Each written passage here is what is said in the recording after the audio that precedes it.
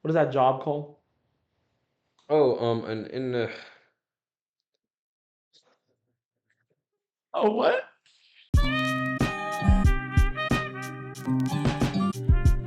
Hello, everyone, and welcome to another episode of the Don't Blend In podcast. I'm your host, Tomas. It's my co host. Derrick. We're here.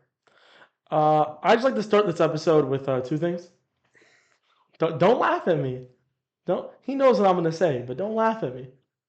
All right. First thing, I'd like to apologize for interrupting Derek so much in the last episode.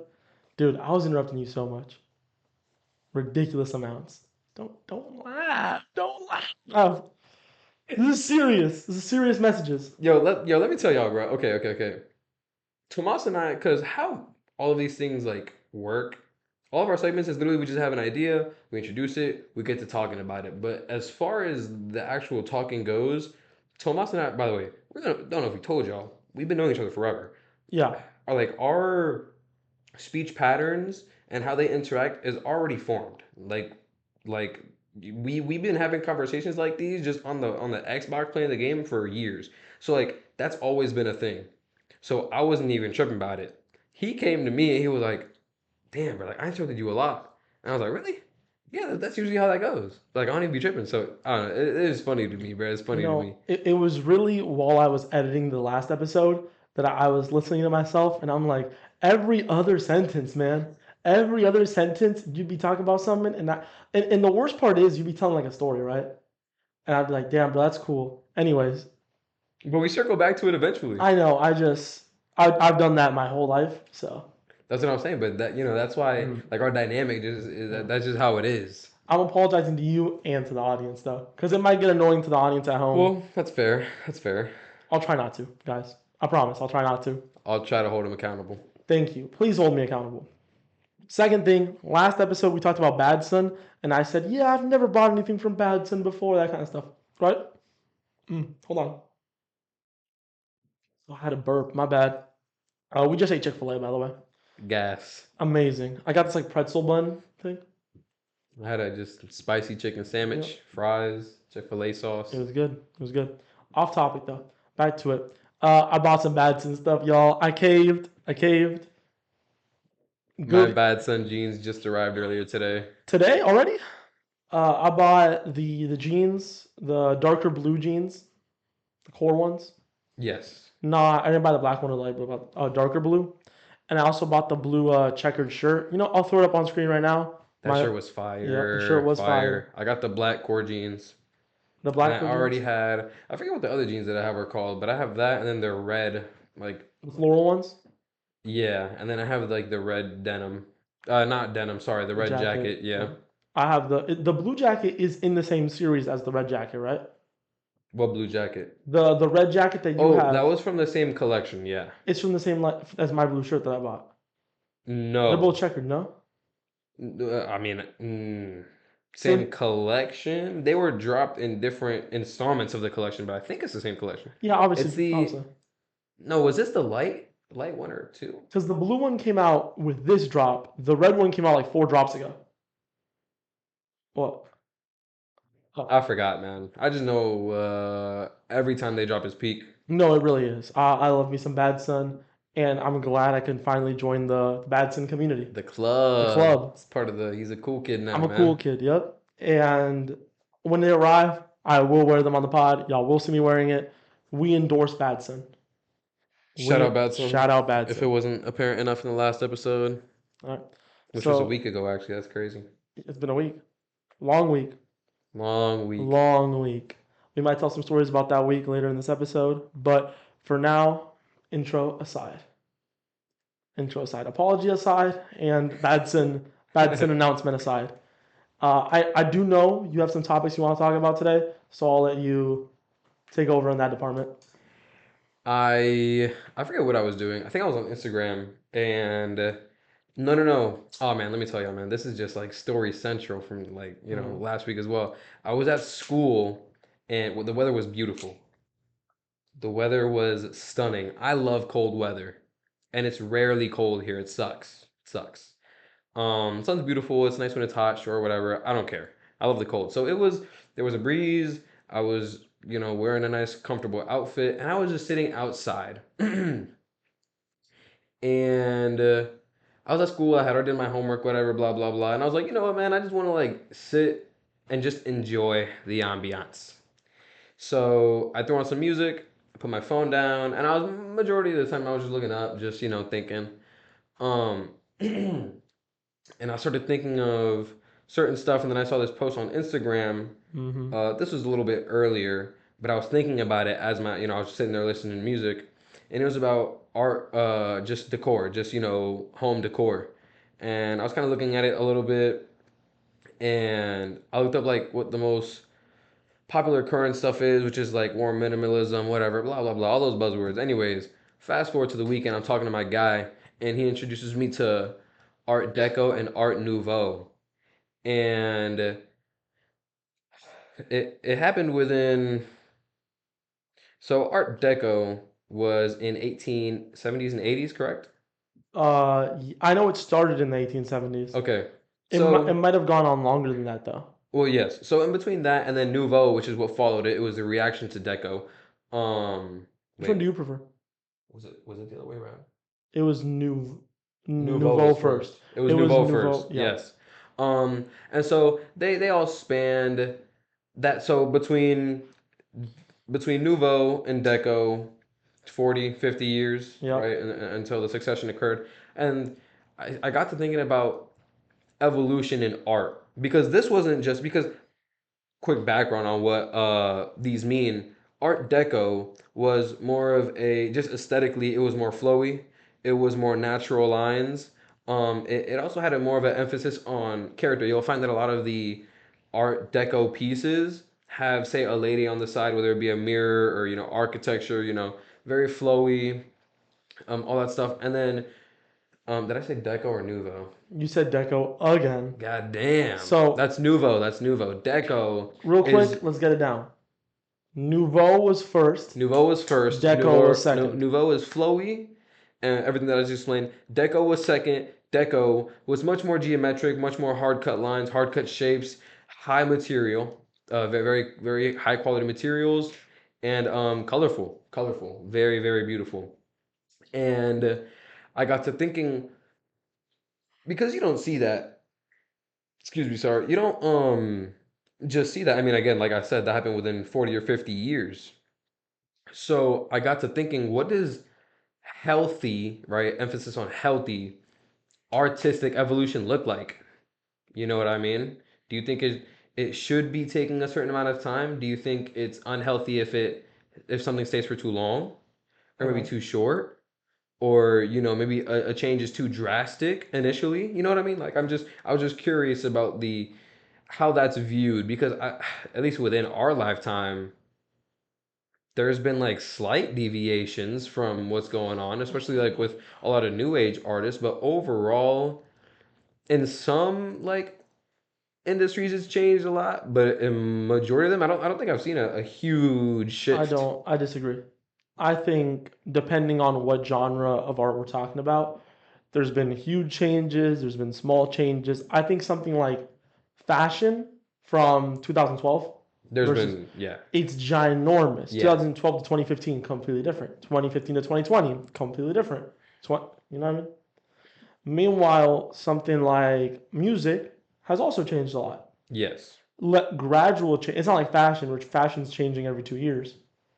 Music is really changing every 5 years, every like you know. yeah. Major change like decade. Yeah, We're talking about like early 2000s, not early 2000s. My bad. I'm talking about in our lifetime, early 2010s to mid 2010s is kind of like you had that whole era with Kanye and Drake and Kendrick and all that I kind of like that you stuff. brought up hip hop first, which makes sense. Or it's our genre. Granted, I wouldn't go on and say music in general. I'd say hip hop for sure, but that was also because hip hop is only 50 years Mhm. old. You know what I mean? Yeah, but hip hop is also the most popular genre right now. Yeah. I So it think has changed a lot within those 50 years. I think it's funny that pop is called pop, even though rap is more popular than pop. That's a random side note. Well, But it's a good point. the way I see it is early 2010s, you have like your Kanye, Well, your hold on. What I wouldn't say more popular. You got like Michael Jackson. in the big 2025? Oh, Who you mean right now? who's doing the most numbers on Okay, anything? okay, okay, okay, It's okay. usually I thought you meant in general. I think popularity wise right now we got like R&B Yeah. because you got like R&B, rap, and then pop. Oh, you got R&B at one. Oh well, with the weekend and The Weeknd is probably the most popular artist right now. Who's I'd still say hip hop over R&B. no 100%. It could be 100% could be. Yeah. And then again, a lot of like R&B, not a lot of R&B, but well, no, yeah, a lot of R&B is like hip hop adjacent just What's because of Bruno the Mars? What's Bruno collaborations. Mars? Bruno It's Mars is pop like or R&B? pop. He has some He has some R&B-esque R&B. Yeah, songs, but pop mostly, yeah. because Bruno Mars is the most popular artist on Spotify. Thought it was the weekend. I thought it was Bruno Mars. Oh, okay, wait. I think I know what you're talking about. I did see that a little while ago. It might be. I don't know. Shout out Bruno Mars. I love you, I Bruno think Mars. I think it's The Weeknd right now, but Bruno Mars is like the goat of Spotify I wouldn't be all surprised. time. But yeah, when you really look at it, who's the biggest pop artist right now? Like Taylor Swift, Sabrina Carpenter. Yeah. We're getting hella off topic. Let's get back to it. So, you see a genre like rap has changed so much for the fourth time. You started with like your Kanye's, your Drake's. So it's kind of like we were moving in a direction of a lot of singing and rap with something like 808s and Heartbreaks, all of Drake's career, Everything Drake. everything Yeah. Drake, and then you slowly transition from that to like the I hate calling it this the mumble I knew you were rap gonna say that. era. I knew you were gonna I say I that. love these guys, and they're not mumble rappers. You Nah, have some of them are mumble rappers, bro. you have your my favorite in this genre, Uzi. Yes, You got the Juice goat in the World. genre. You've got Cardi. You've got And some of those guys weren't mumble rappers though. Like Juice. Oh well, I mean he did catch that flag, but yeah. I think y'all remember, but like someone who really caught the flack and deserved it was like Lil Xan. yeah, He was a mumble rapper. there was definitely a couple mumble rappers for sure. Yeah, even though people don't want to give him his credit, but fucking Gucci, what's his name, bro? I was like Gucci Mane, not Gucci Mane. Lil Pump. I was thinking Gucci because Gucci Gang. Oh, okay, okay, I okay. want to say Gucci Mane. I What thought the you were about to fuck? say Gucci. I was like, I'm like 20 years off, bro. My bad. yeah, yeah. Nah, Gucci Mane. Back in his day. Um, Nah, but Lil Pump, yeah, he was very big in that genre at the time. And then we kind of transitioned from that to where we are now in hip hop, where like kind of a mesh of everything when you think about it. yeah, it depends on where you look. Then Like again, hip hop right now is kind of like in a weird in between spot. there's stuff for everyone. Yeah. You got your like people who still love the mumble rap type genre. You got your Yeats of the world, where it's just like that's vibes. You don't really care about the. And then you also have big artists like Kendrick, who's still very lyrical, very Now, Drake's still massive with his sing songs. would you say if I put that on a timeline, hip hop on a timeline, Yeah, I think hip hop is actually a very good example of this. Would you say that's why I picked it. would you say that's an example of healthy artistic evolution? 1,000%.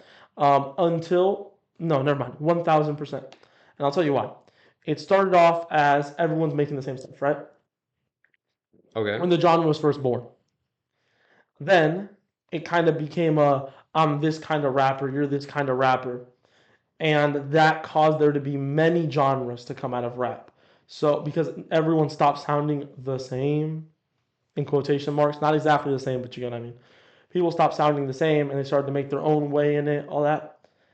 And that caused a lot of problems in between artists and fans being like, I don't like the way this sounds, I don't like the way that sounds. But then eventually over the last 5 years, I think we've come back around where it's like, yeah, we sound different, but we can coexist. There's a place for everyone. Yeah, That's everybody can eat. that's why I think it's healthy because it went from like this sound's gonna be popular now, and now this song sounds gonna be popular, and now this sounds gonna be popular, and now all the sounds are popular.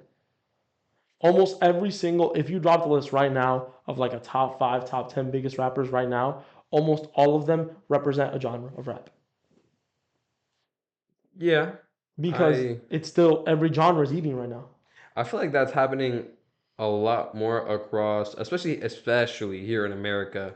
It's Mm-hmm. happening again. We're kind of in an in between spot with a lot of stuff, but especially in music, especially in fashion. Like you look at what like streetwear means now, bro. You'll say someone say, "Yeah, bro, I'm streetwear," and you see them with jeans, with J's, and a zip up, and then you say somebody else being like, "Oh yeah, I love streetwear." They're wearing Some loafers. some loafers, some jorts, and a dad cap and It's really all right. I would like to have a quick intermission in this episode, just to let y'all know that Derrick and I would really appreciate it if you can go down, drop a like on this episode, also subscribe, hit the notification bell, and maybe go in the comments. Let us know what your favorite segment of the episode was. Give some input on any of our topics. We'd also appreciate it if you would spread the word so more people can see the podcast and help me and Derrick out. So back to your regularly scheduled episode. But I do think that fashion is this weird subgenre where there's never really been problems in fashion in the sense of like this genre is just killing everyone else. There's always been a place for everyone to eat in fashion. yeah, that's actually something I wanted to get into later in this episode. Okay, Let's okay, save that. okay, Yeah, okay. yeah, yeah.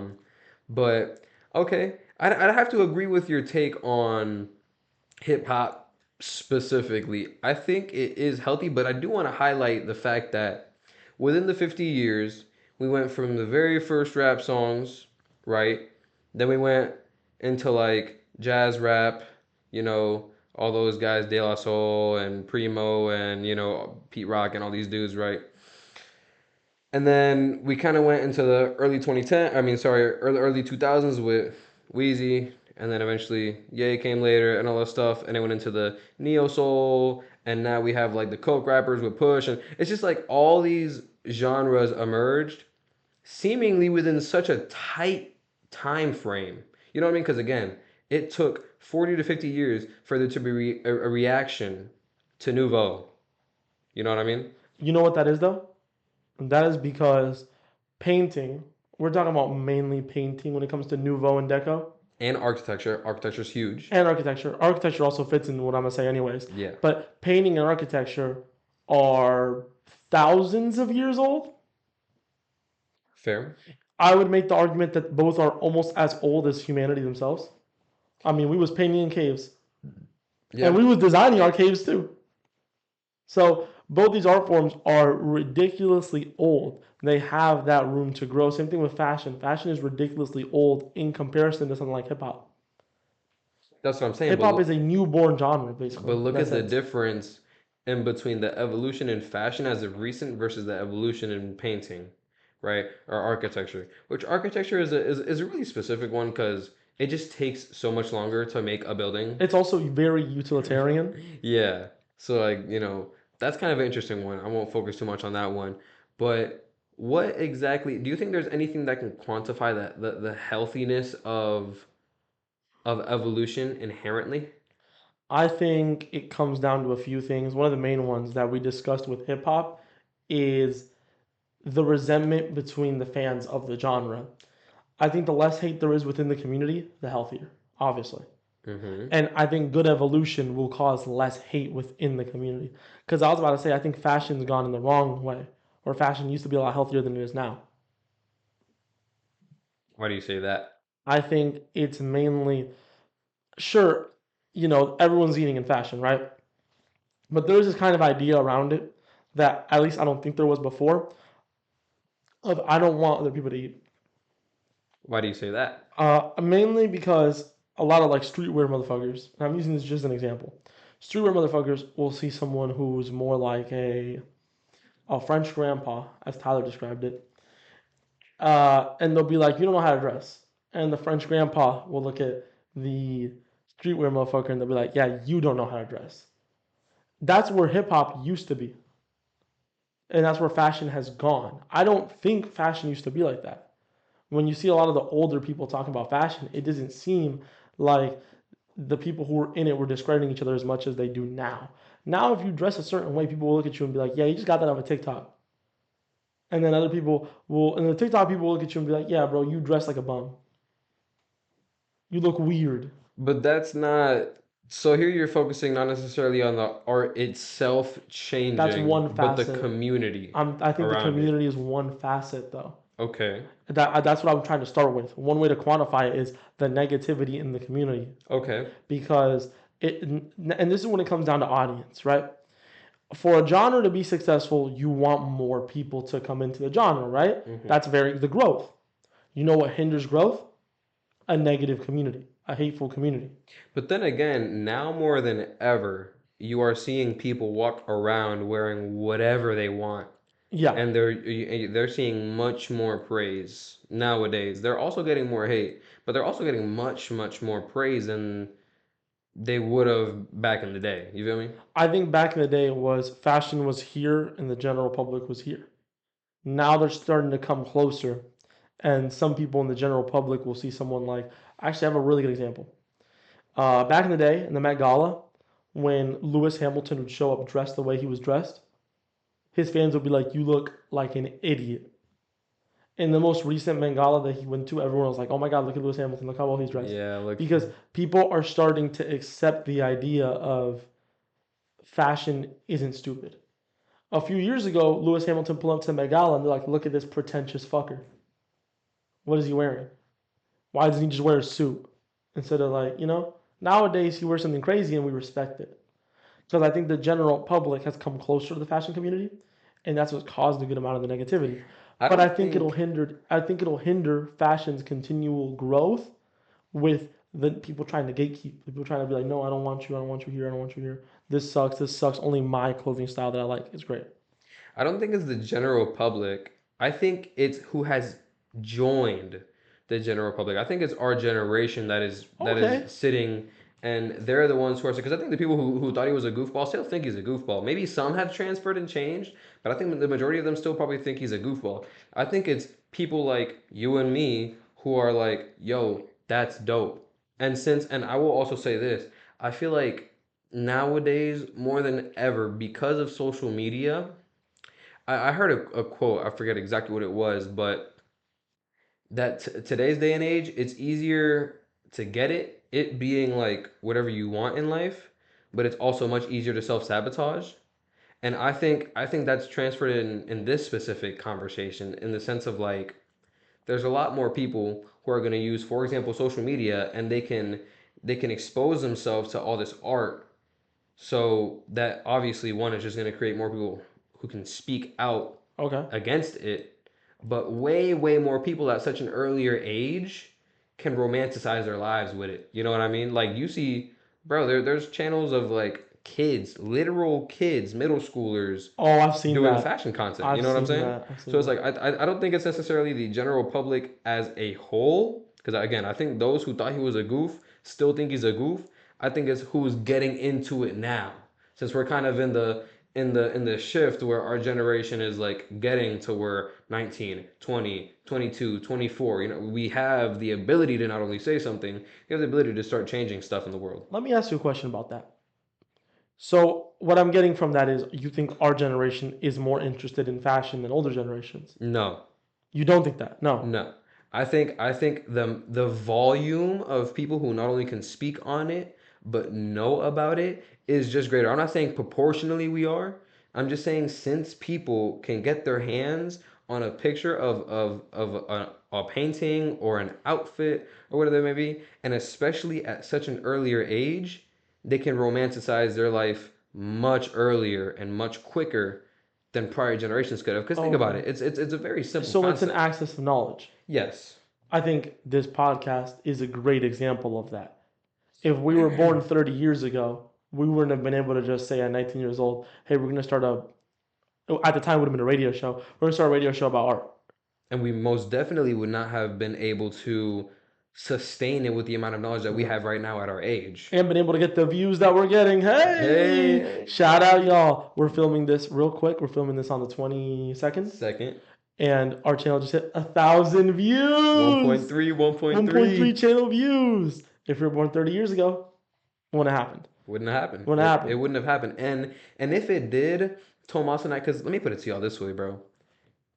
I can go on because Tomas and I, something that we did not foresee when we first started floating this idea around is the access to the opportunity to actively engage in broadening our artistic spectrum of like knowledge, right? Okay. So we both now go out of our way to do a little bit of research here and there, right? Which we may have done in the past, but now we're obviously doing it way more often. Now, what extents would we have had to have gone through we would have had to go through newspapers.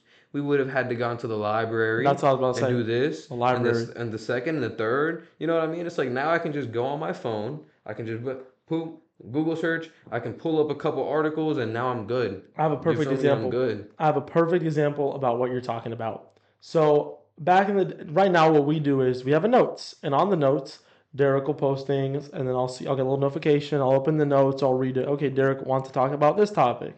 Let me research that, or I'll put in notes and same thing, right? Back in the day, I would have had to gone to your house.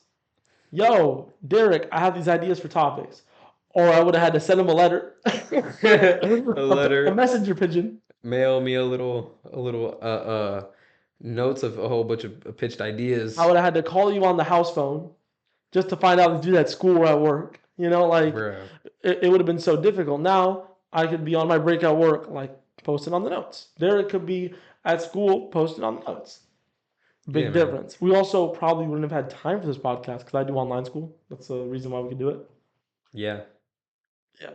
But yeah, I think that's the difference now, which I think, I mean, only time will tell, right? What's going to happen with the next 10, 20, 30 years, but I think partially why I was also thinking about this is because it's so prevalent in our lives, and I really don't know how it's going to go going forward. I think generally it's going to keep being a positive slope, Mhm. but how bad and like how can the tables turn to where now this is an unhealthy and overwhelmingly negative evolution of art? You know what I mean? Not exactly what you're about to say, but I thought about something very interesting. Immediately when you said the word negative, I was like, okay, there is a negative to everything we've just said. It just popped in my head.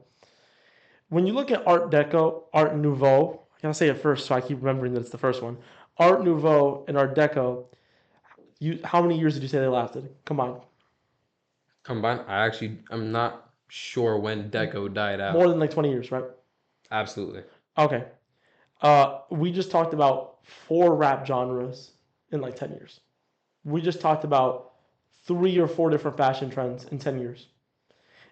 Maybe this access has caused so these trends in art die out faster. They have a No, smaller that's lifespan. factual. That's factual. Exactly. Only over fashion though, because I will say with hip hop and Art Deco and Art Nouveau to an extent, right, but mostly Deco, a lot of those characteristics haven't gone away. You know what I mean? Like there's still Oh yeah, characteristics from hundred Deco percent. and all that type of I stuff. mean, Deco is now. Don't quote me on this.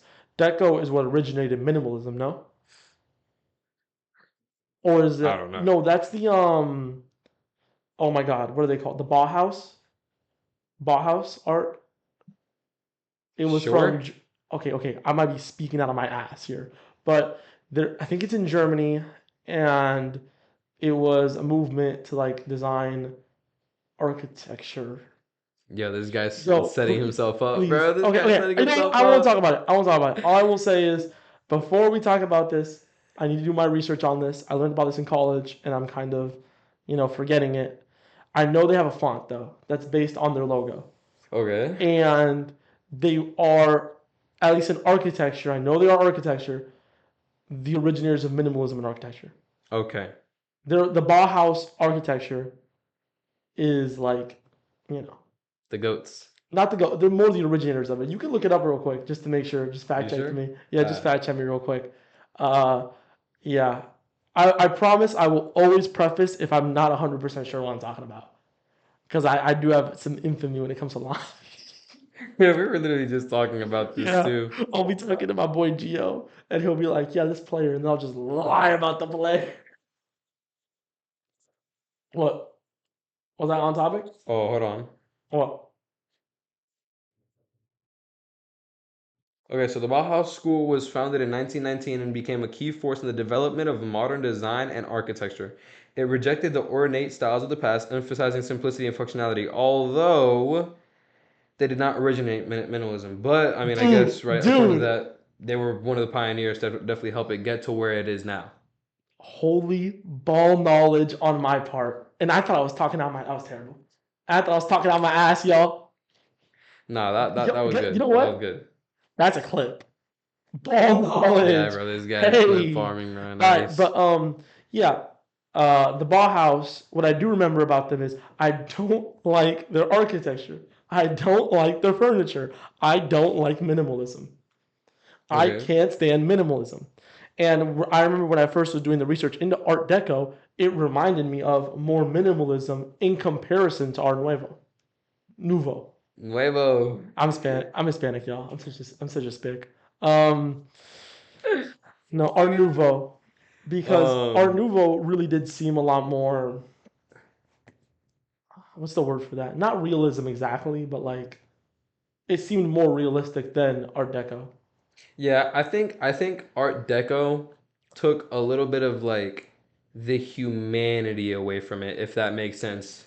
Because Deco, since it did go into those, it took more of a focus on like one, the structure, right? Mm. Because of that more geometric, like hard cuts, and also having more of a focus on the quality of just the materials overall. You know what I mean? I feel like that is definitely seen a lot more now, like in modern Okay, times. You know what I mean? 100%. I think we live in an era where a lot of these, mainly architecture, uh, what is it called? Home decor. What is that called?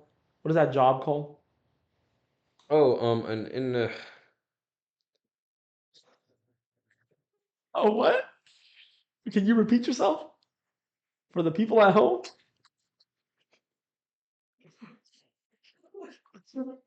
Said, yo, chill. no, um, uh. yeah, I forgot. Cool, bro. A decorationist. A house stylist I style walls. type shit. Hey, yo, that wall right there, painting. Rick Owens. And his husband. Yo, they've been married since 2006. Their marriage is older than me. And I was sitting here talking about some, yeah, I think he has a wife. Who would have thought he had a wife? They've been married longer than I've been alive. Yeah, My apology to Rick Owens' wife, man. an indoor stylist. No, no, it's called like let me just say a home decorator. It's mad disrespectful. That's not the actual name of the title. That is We not are we're what it blanking is. very bad, but I feel like We now. got Google. Should I just look it up? Or? I mean, we looked up Bauhaus, two Googles in like 20 minutes into the episode. Holy. Holy, we're washed. I'm gonna just look up indoor stylist. Episode 3, and we're moving like Celtic Shack.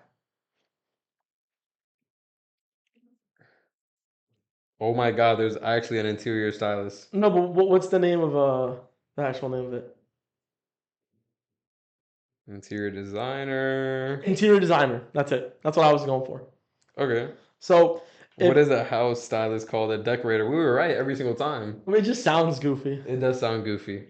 goofy. Y'all Well, I mean, besides decorationist, that was me home talking out of my decorators, ass. you're goofy. Get a real job. Get a real job. Stop humping couches. Get a real job. Start a podcast. But no, seriously though, a lot of like home decorators, they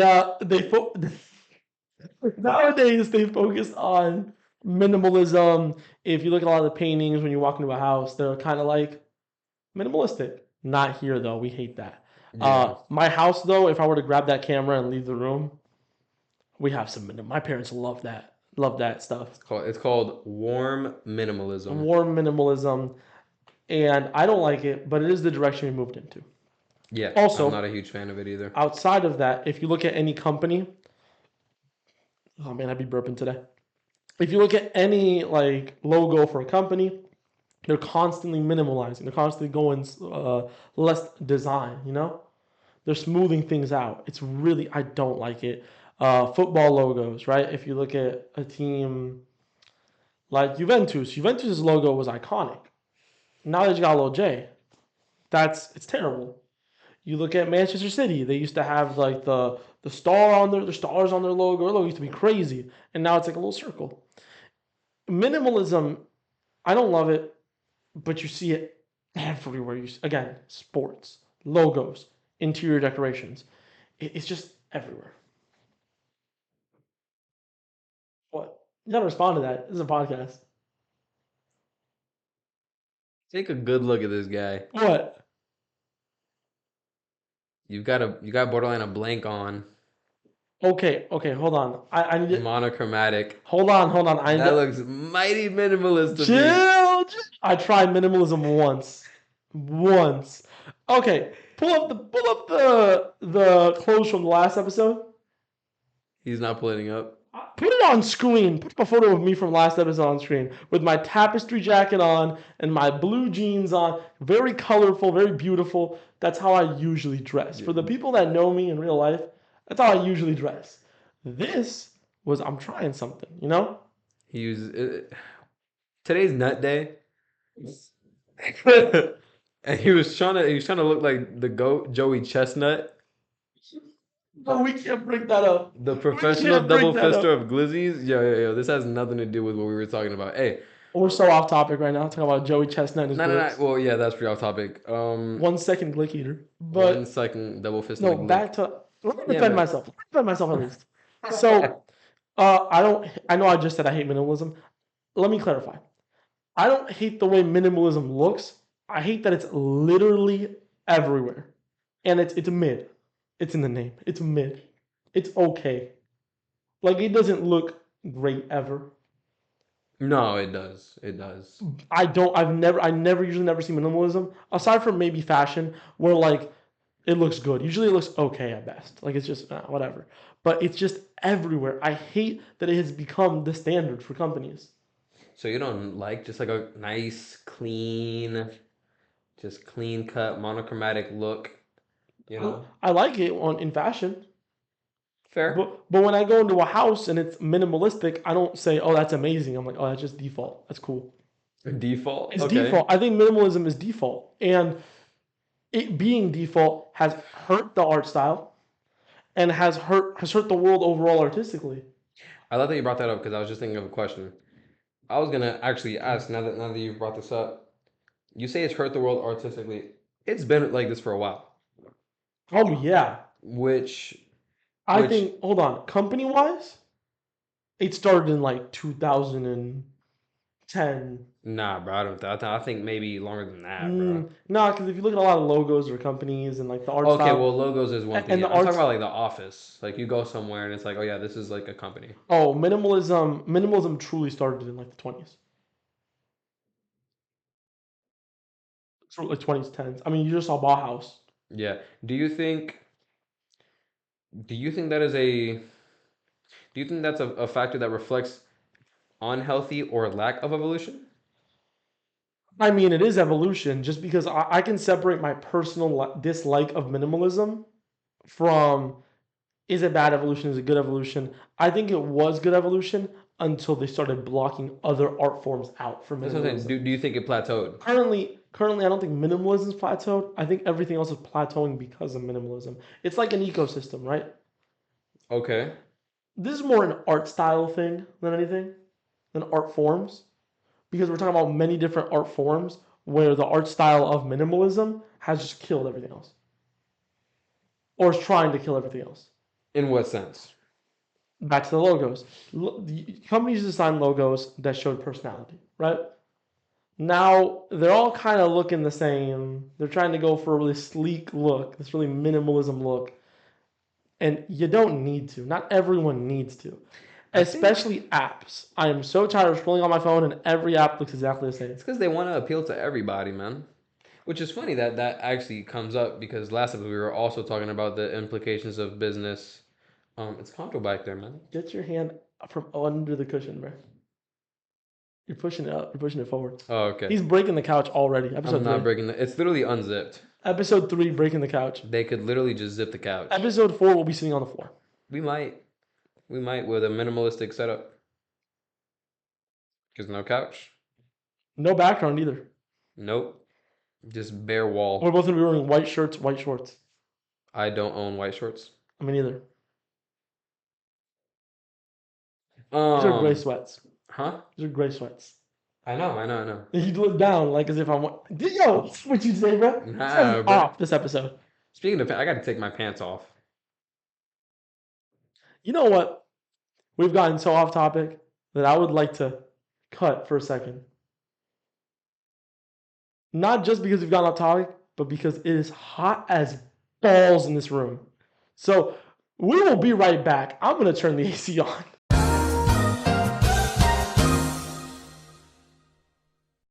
And we're back. I'm sorry for the cut. It was just so hot in this room. I had to go to Steaming. it was steaming. Like when I walked out, I got hit with cold air, and when I walked back in, I got hit with hot air. I didn't walk out and I didn't walk in. I just took my pants off. Yeah, he changed. That's how hot it was. Genuinely. I showed up, I had sweats on. And now he has shorts. Now I just got my shorts on. I still have sweats on. I don't know how this guy does it, man. I try. I try my hardest. But back to Art Nuevo and Art Deco. Nuevo. Nouveau. Fuck. I keep doing this. All right, Art Nouveau and Art Deco. So where do we leave off with that? We were at a good spot, man. We were talking because I had asked you if you think the minimalist kind of like culture and like just the Widespreadness. widespreadedness. Yep. I don't know if that's a word, but y'all know what I mean. Of all that, and it really just being everywhere, and it being that way for a while. Do you think that's an indicator that is this plateau gonna stay? Do you think it's unhealthy? Do you think it's gonna go anywhere? What do you think, man? I think it's gonna go away at some point. I mean, the absolute backlash that companies receive every time they change their logos for more minimalism in the last few years has been ridiculous. I mean, when Google changed all of their apps to look exactly the same, people hated that. I saw so much stuff about that on Instagram, on TikTok, on YouTube. Like, minimalism is at all time like hate as a genre where people are just like, we don't fuck with minimalism. We don't want minimalism. Bring back what it was before.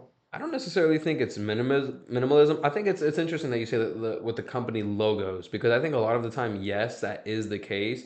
But at the same time, at least nowadays, I feel like minimism. Minimism. I can't talk. I actually can't talk. Retired. Minimism.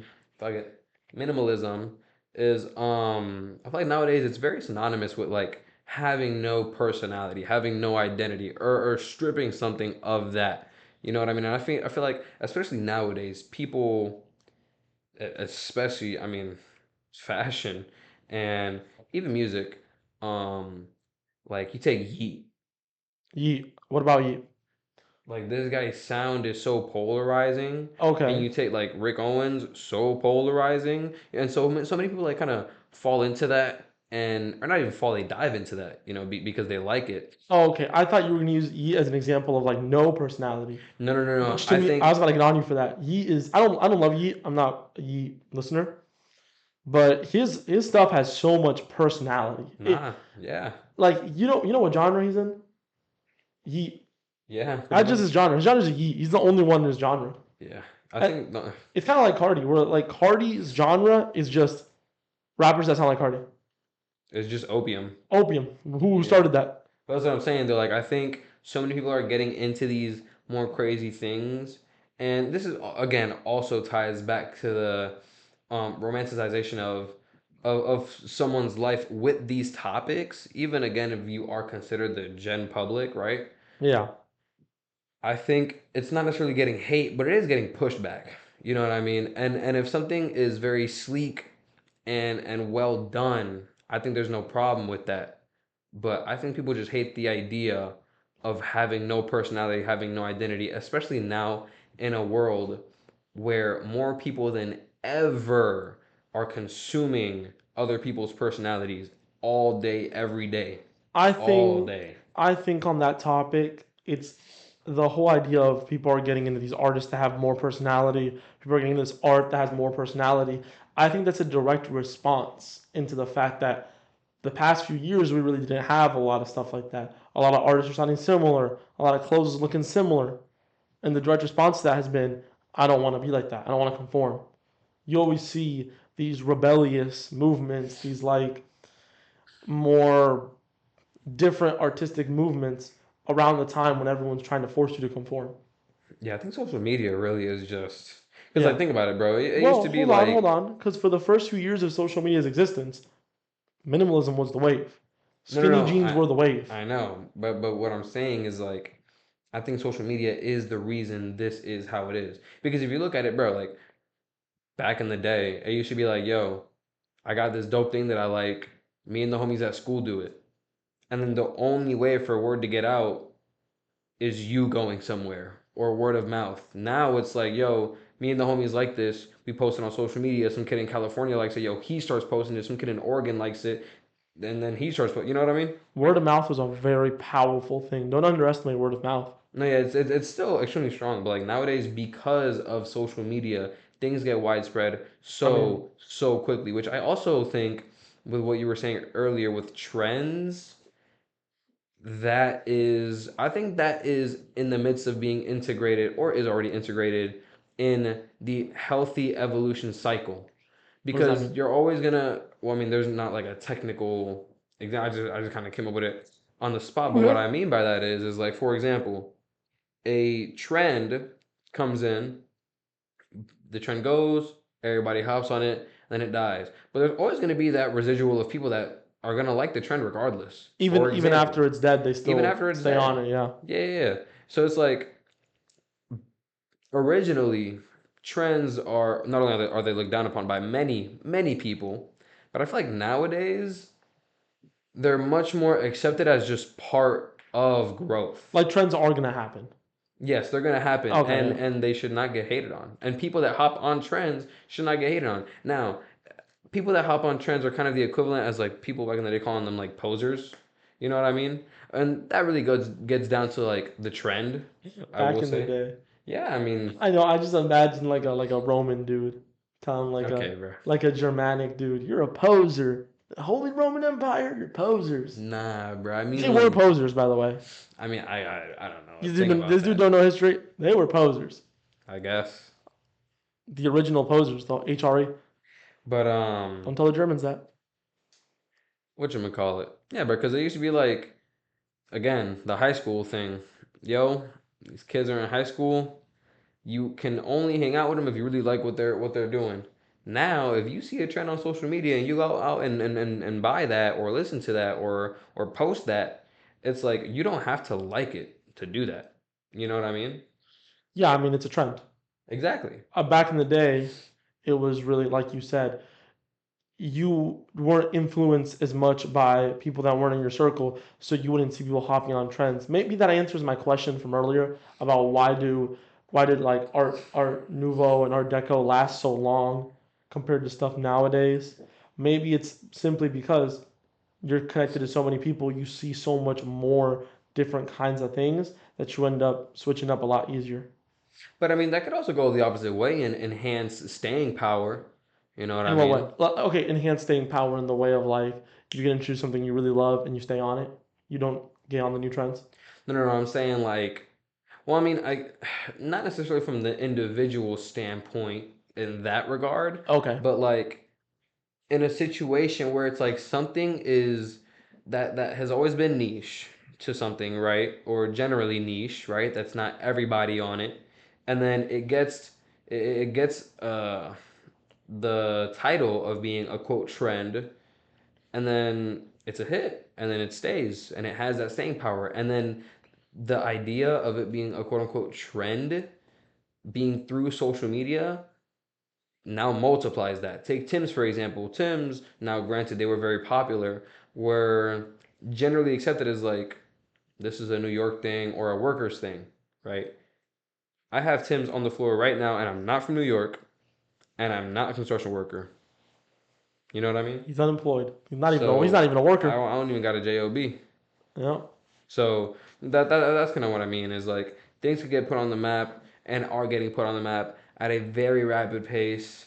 And I think originally that was a bad thing until people learn how to, maneuver it. And now it's kind of a part of everything, a part of us. Okay, I'm seeing that. I'm seeing that. Let me think on this. I feel like I get what you mean by something becomes popular and then if it's good, it stays. If it's bad, some trends leave.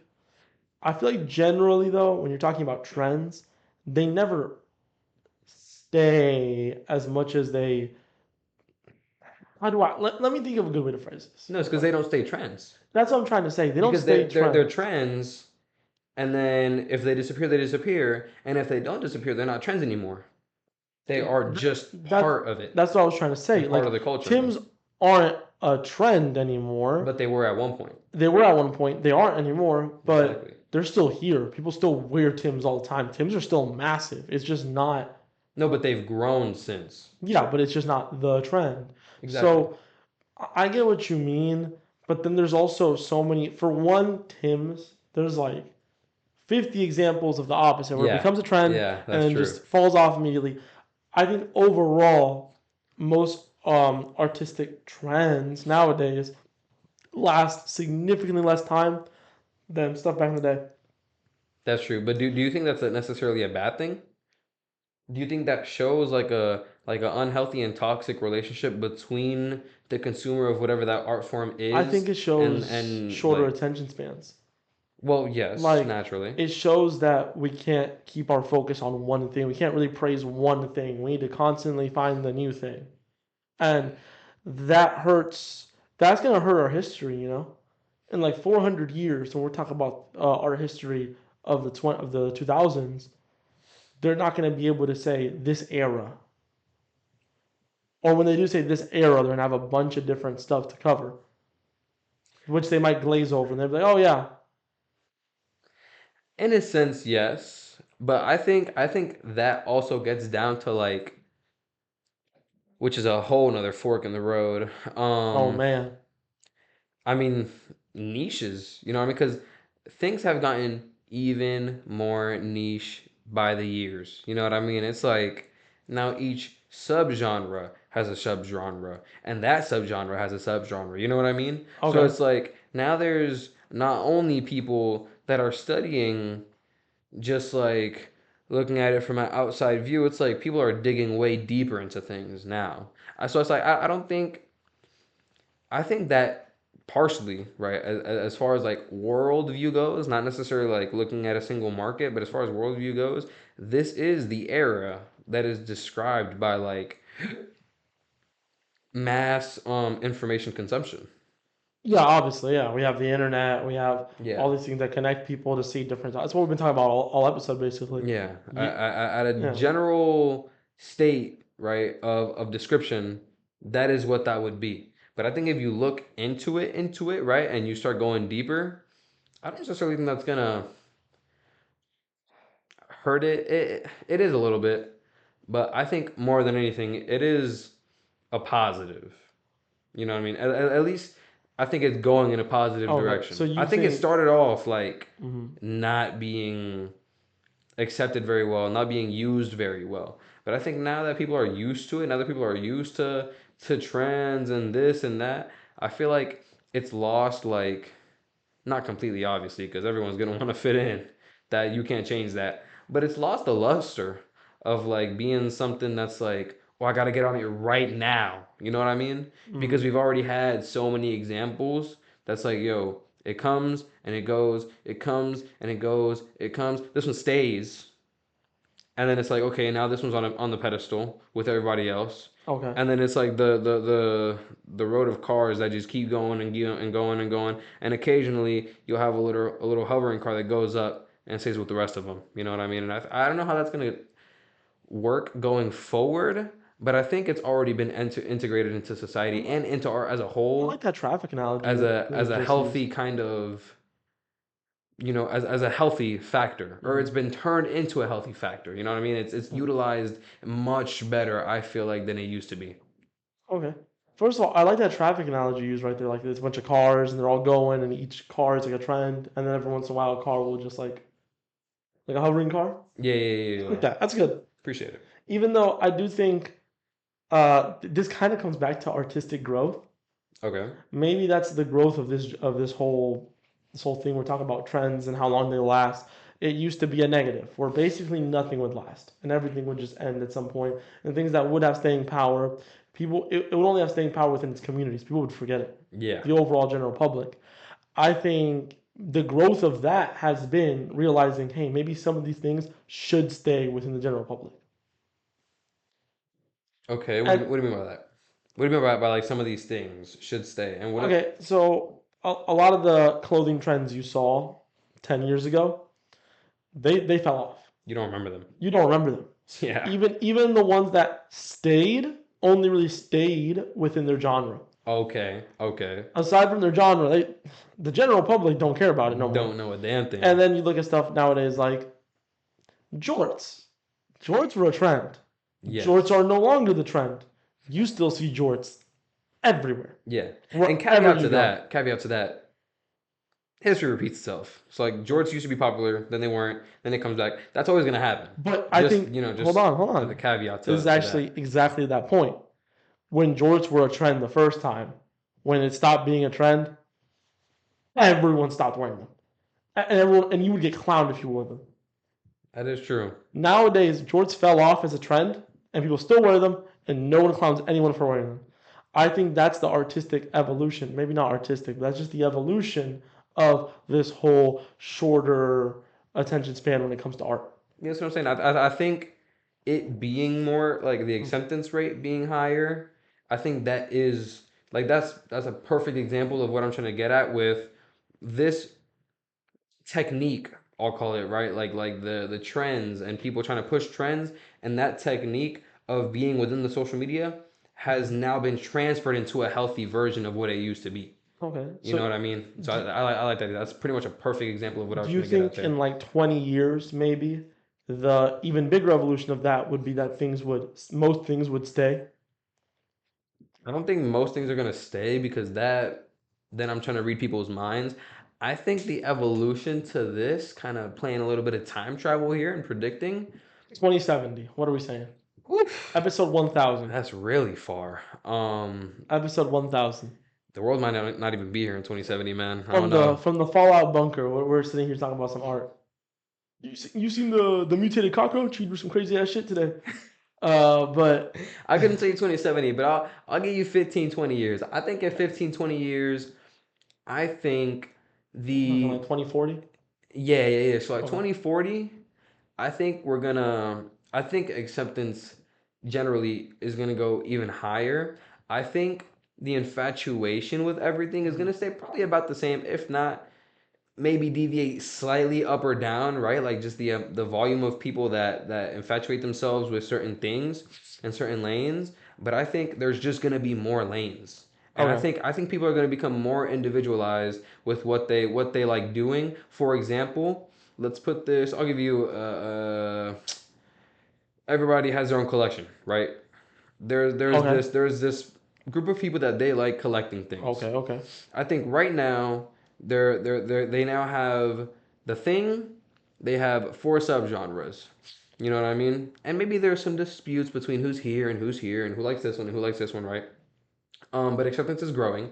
I think by 2040, I think there's gonna be, assuming this medium, right, has more content added, I think there's gonna be a couple more subgenres, and everyone's gonna appreciate everything. Not like everything, but I think everyone's gonna end up appreciating So everything. you think tolerance is what's gonna grow within just trends in general? Like it won't be a thing of nowadays where if you're still following a trend that died off, obviously I just said jorts, but like there's still other trends that when they die off, we treat you like you're corny if you're still Yeah, yeah, doing it. yeah.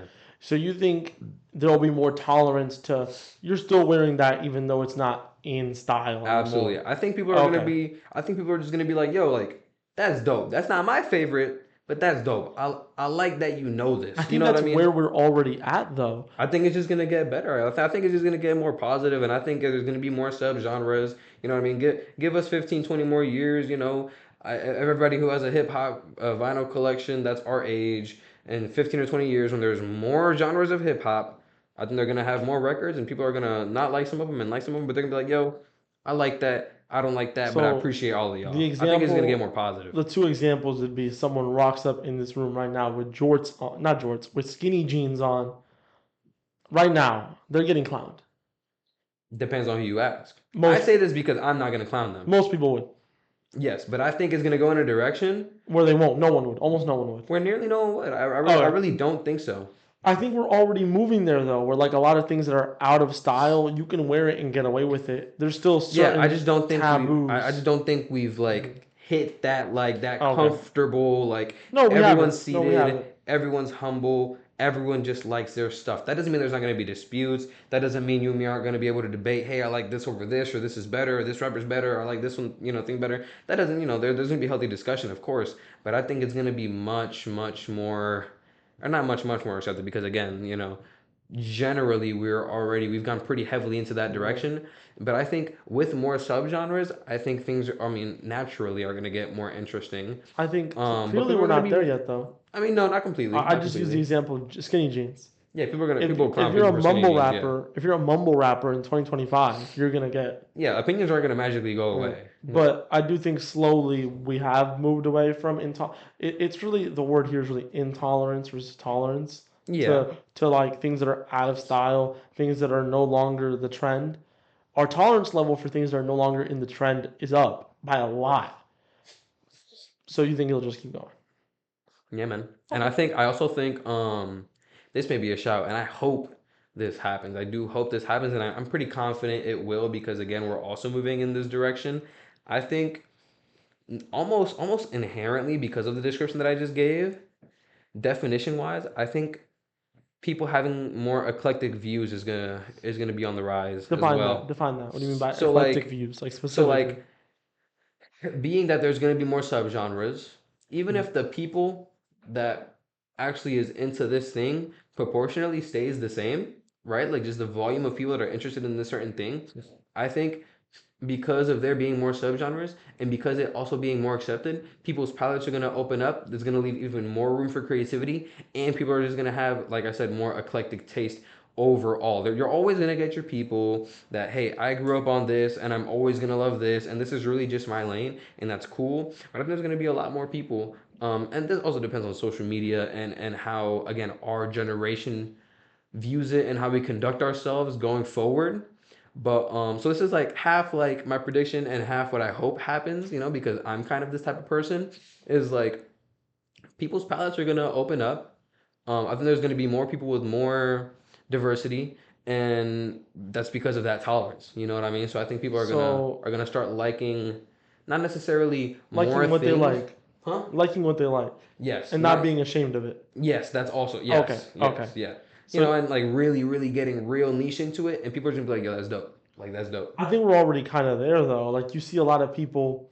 What back in the day, I wasn't alive for back in the day, but from what you hear about back in the day, it kind of sounds like if you didn't like certain things, you'd get made fun of, you'd get like bullied, you know? Yeah, Oh, you like this weird niche thing, you don't like this popular thing, that means you're weird. Nowadays, you don't hear about that often anymore. You kind of just people let each other like what they just be like. yeah, But I don't think we're fully at acceptance yet because we're kind of at the point where like you don't like what I like, I'm just not gonna talk to you. Before it was like I'm gonna shun you and like now I'm just gonna stay in my lane. yeah. So do you think the evolution of that is it's not that I'm gonna stay in my lane. I'm gonna converse with you about the thing that you like, and I'm gonna try to understand it better to see if maybe I like it too. I think We'll on trade our interests, kind of. yeah, I do think that already happens. Again, I'm that type of person, but I do think on a smaller scale, like the people that are kind of already diving down that, cracking down that iceberg, I think they're gonna be slightly isn't I don't think it's gonna be a huge change because again, we are with this specific subsect of like this whole conversation.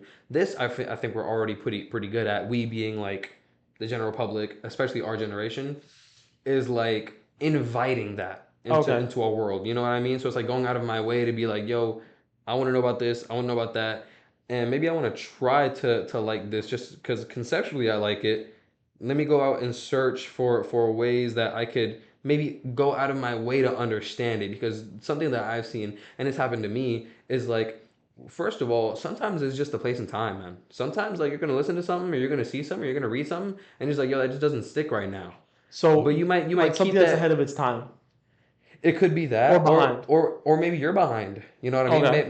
Maybe it's just not your time to sit with that yet, and maybe it just doesn't resonate with you right now. But I think people are gonna start building catalogs and like Yeah. mental lists and just paying more attention. And I think if they don't like it today, they might try next month. I think that if they don't like it today, they might just keep it, and then maybe in a year, 2 years, 5 years, they're talking to me like, yo, I like that. You know what I mean? And I think that isn't talked about very much, but I Okay. think it's going to become a more common thing going forward. I have a really stupid example. Okay, so this is gonna be an example for so many things for me Okay. on this podcast. So mention number one, I think. So Igor, right? I Okay. didn't, bro, Okay. chill. It's No, the no, no. greatest album of all time. So, no, and Okay. I will die on that hill. Igor is the greatest album of all time of any genre. Period. Got it right here. Right there. It should be on my side, not his side.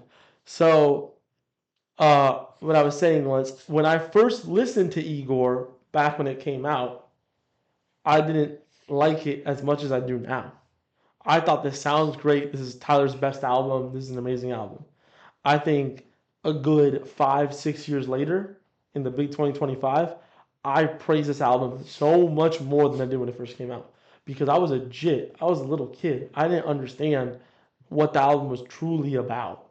I was just sitting there like, oh, it sounds nice. Yeah. Now the whole like he's not even the main character of his own album. That whole idea that's kind of what's just one of the interesting parts of the album to me. I feel you. Like there's so much layers to it. The whole idea of like the love part of it, the not feeling like the main character. That's why the album's called Igor. Being a side character in your own story type stuff, right? The way it repeats itself. All these kind of ideas I didn't understand when I first listened to it, and I understand it later now as an adult, and it just makes it so much better for me. It makes me love this album. It makes me be like, yeah, this is my favorite. You Yeah. know, Yeah. and it wasn't that the album was ahead of its time. I was behind the times because I was just young. Exactly. And yeah, so that is the first time I've used Ego as an example. Number one. Number one will Yeah. not be the last. Definitely not. Definitely. But You gotta yeah, use it once. that's huh? You gotta use it once. I'll use it once. 100%. One day. One day. One day. Someday. But not day one. Not today at least. But yeah, I think that's what's gonna happen, man. I think that's what's gonna happen. I think that is also a very healthy, a very good indicator of what healthy evolution looks like, man.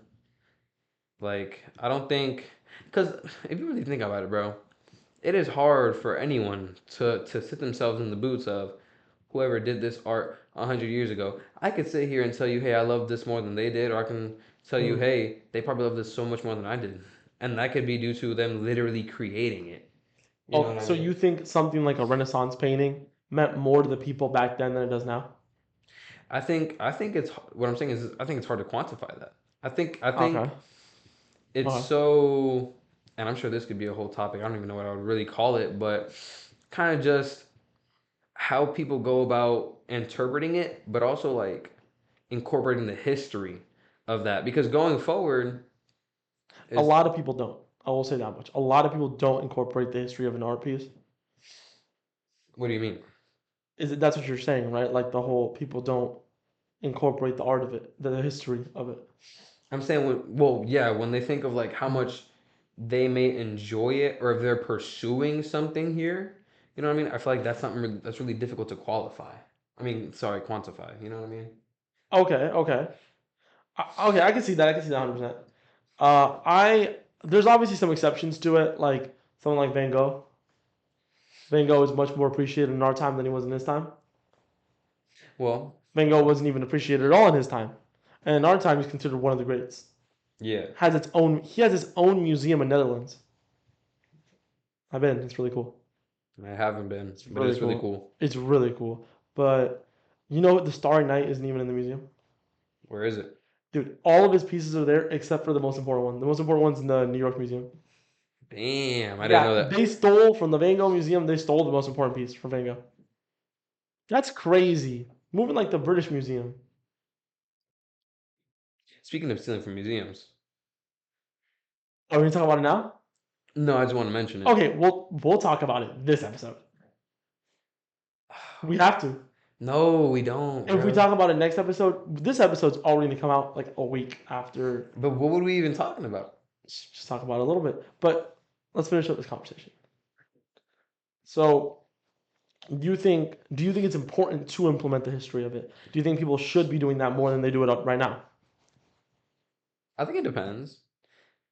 I think it depends on one, like what you're trying to do with it right now. You know what I Okay. mean? Because there is not every single time that I see something, for example, I mean, we were talking about Bad Son, like I don't know what made the designer feel a type of way or why he went out of his way to make this or that. You know what I mean? I think sometimes it's not necessarily about that. I think it can be done with it. I think Mm. it's very healthy to be done with it, but I don't think it has to be done with that every single time with the idea of the history. You know what I mean? There are some times that it is necessary. For example, if you are going out of your way to understand the full story, to see the bigger picture, you know what I Okay. mean? Of course, that's necessary. So we talked about last episode. Yeah, but generally, No. I don't think so. I don't think so. Okay. I don't think it's necessary. I think it helps it, obviously, Yeah. to know you know more. If you know the history, you know more about. And this applies to any. We've been really vague for the past 20 minutes, I think. We're real vague about this. This applies to any art form, Yes. not just painting, not just clothes, not just everything has a basis on something, and that basis is its history. We're not just talking about human history. Do you know the Yeah. human? No, we're talking about history in general. Like the the idea you had behind a piece is the history of the piece. Yes. So to me, understanding the history is important. Obviously, there's brands. We talked about this last episode the whole time. There's brands that Yeah. don't do it and they don't do it well. You know what I mean? They just say, we don't have a mission statement. There's no history behind this. Just enjoy the clothes. Just enjoy, you know what I mean? Just enjoy this painting. Just enjoy. And if you can do it well, you can do it well.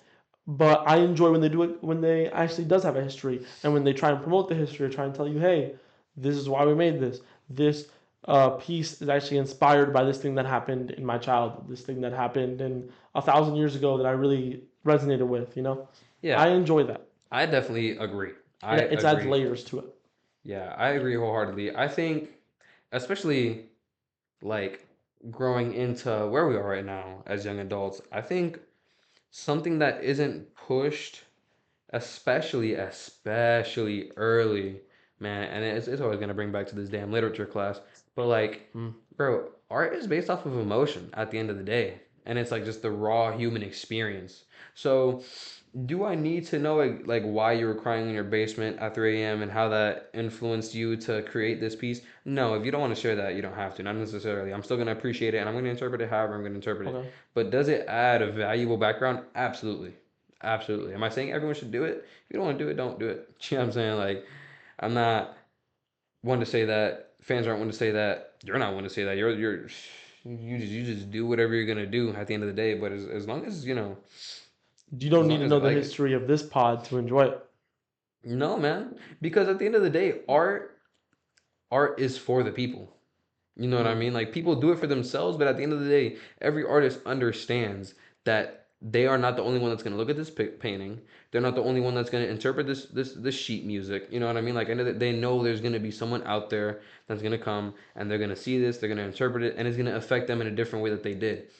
You know what I mean? You can tap in and you watch this and you could think about what we're saying, and especially within the last half an hour, like Tomas was saying, the vagueness, this is going to affect whatever art medium you are pursuing. Anything, You know anything. what I mean? I was like, at the end of the day, yes, we get to sit here, we get to talk, we get to Right. research, and we draw good skills and we sharpen ourselves by this. But this, at the end of the day, is for you. And not You know what I just mean? and not just art. I know we are an art podcast, but this kind of applies to life in a way. Because, most things in life end up being art. Yes. The clothes you wear, the the scents you put on your body, like the perfumes, the colognes, that's, you know. Y'all know I have a very liberal definition of art, but Just how you express yourself. just how you express yourself in general, that should be the takeaway from this right now. Yeah. That all of this applies to almost anything. You don't need to know the history of stuff to enjoy it, but it might help. It might help you enjoy it more. But I do want to talk about something real quick. So What? is healthy art evolution just one's own healthy maturity? Yeah. Just one's own process in maturing Hold on now, however they're gonna hold go on now, about because we it. talked about two versions of this. I don't know if you realize that. We talked about the first version, which is the overall evolution of genres, the evolution of like that's big picture evolution. Like how Yes. rap evolves, how fashion evolves. Now we're going into the personal evolution as an artist. That's a completely different topic, I think. That's fair. That's fair. So before We're ahead of our time. before we get into that topic, we're ahead of the time of the podcast. Before we get into that, I do want to say something about what you said that all art comes from emotion. So you Hmm. had your literature class. In my humanities class, right? I think the first or second day, the professor taught it. He went on the whiteboard, drew a bunch of stuff, and it basically explained that art is usually a response to things that are happening in society, Yeah. or specifically to you. I think the analogy, I might butcher this analogy, but the analogy was like there's these cave people, and they're just doing caveman stuff, And then one of the cavemen starts wanting more food because I hunted the food, so I deserve more food, right? Okay. And then one of the cavemen really doesn't like that, so then he draws a cave painting about how he doesn't like that. That's like very general, like old timey, how that works. But that's kind of most stuff. A lot of movies are responses to real life social issues. A lot of music is responses to real life social issues. Art usually does come from a place of not just emotion about how I'm feeling right now, but emotions about how I feel about society, how I feel about everything. And it doesn't have to be complex. It You know doesn't what I have to mean? be. It could be as simple as I don't like government, so I draw an art piece that makes the government look stupid. Yeah. It's White House on that fire. simple. White House It's on that fire. simple. Yeah. Or it could be as complex as like TPAB. TPAB is 99% social issues. And a lot of the people that listen to it don't give a fuck about the social issues. Does that make sense? Yeah. Like, genuinely, it could be as complex as like TPAB where you listen to it and you don't even hear the social issues. You know? Which you should be, to be fair. They're in your face. But some other stuff is not as in your face on the album. What? You talking about lyricism, man. Come on, man. I feel like I've caught a stray on almost every topic this episode. Not even that. Minimalism? Oh, you're wearing minimalism. Fuck you. That You're was talking the about only one, lyricism. bro. This is number two.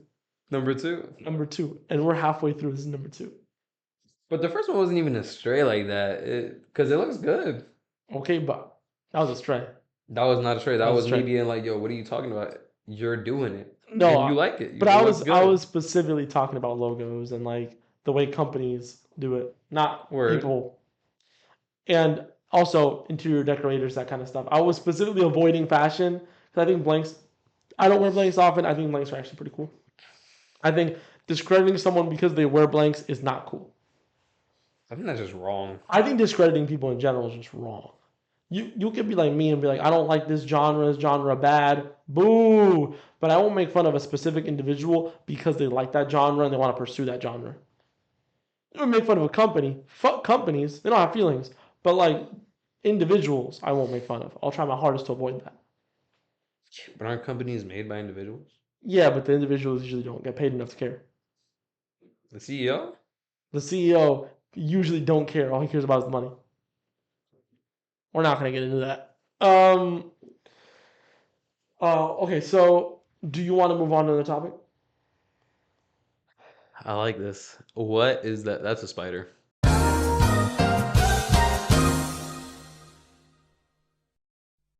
But while we were on break, you said you want to talk about competition in art. I think that's something that varies so much. Okay, but to get more specific, do you mean competition between you and me as artists, or competition in the sense of like competitions that are art based? What do you mean competitions that are art based? Like, let's just say we do a speed drawing contest, or Oh, like, okay, or okay, okay, like okay, okay. we submit paintings and then one of them wins. We submit a piece of clothes, one of them wins. Or were you talking about more? I make this, you make the same thing, and we're trying to see who's better. I think it's one of those things. Um, I mean, not everyone thinks this way, but like, you know how rappers like they got this thing where they're like, "Yo, I'm the hottest," and you have to think that way. Yeah. You know what I mean? And then like friendly competition ensues because of that. Okay. I feel like there's some industries where, I mean, inherently it is tougher to do or less invited, which I don't like. But excuse Which me, which genres do you think I think fashion, bro. in fashion competition is not invited? I think I think this doesn't mean to not celebrate everyone, Okay. right? Because if I get on a track and I'm like, yo, I'm the hottest out right now, and then my brother drops an album and I'm like, yo, that was hot. Everybody's, congratulates and celebrates, right? And I feel like in fashion, everyone really does stay in their own lane. And I feel like that's also partially due to the fact that the eyes are on the brand and not the designer. But especially now than ever, I feel like designers are at the forefront of a lot of brands right now. That's true. You know what I That's true. mean? Like they're the faces of their brand a lot. We talked about Dav Yeah. last Dude, episode, there's so many. and Dav is like the face of his brand, right? Yeah. But then you move over to something like we've talked about them so much, Badson. Yeah. I don't even know what he looks like, the person who runs Badson. Yeah. I don't even know who. Like I know about him. I don't know him. I don't know what he looks like. I don't know what he sounds like. I just don't know him. Yeah, I feel like how it's expressed in these different forms of art, there's some that it's just really hard to do. Like you just kind of let the work show for itself and let people form their opinions.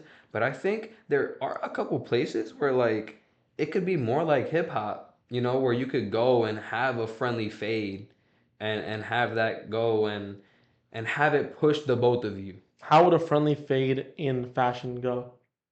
Well, first of all, I think on a on Go a collection for collection. on a base level, I think on a Uh, base level, the designer has to be either very very well known and part of the an influence part of the market of the brand, like not like the like one half is the logo, one half is the face, as what the brand is known for.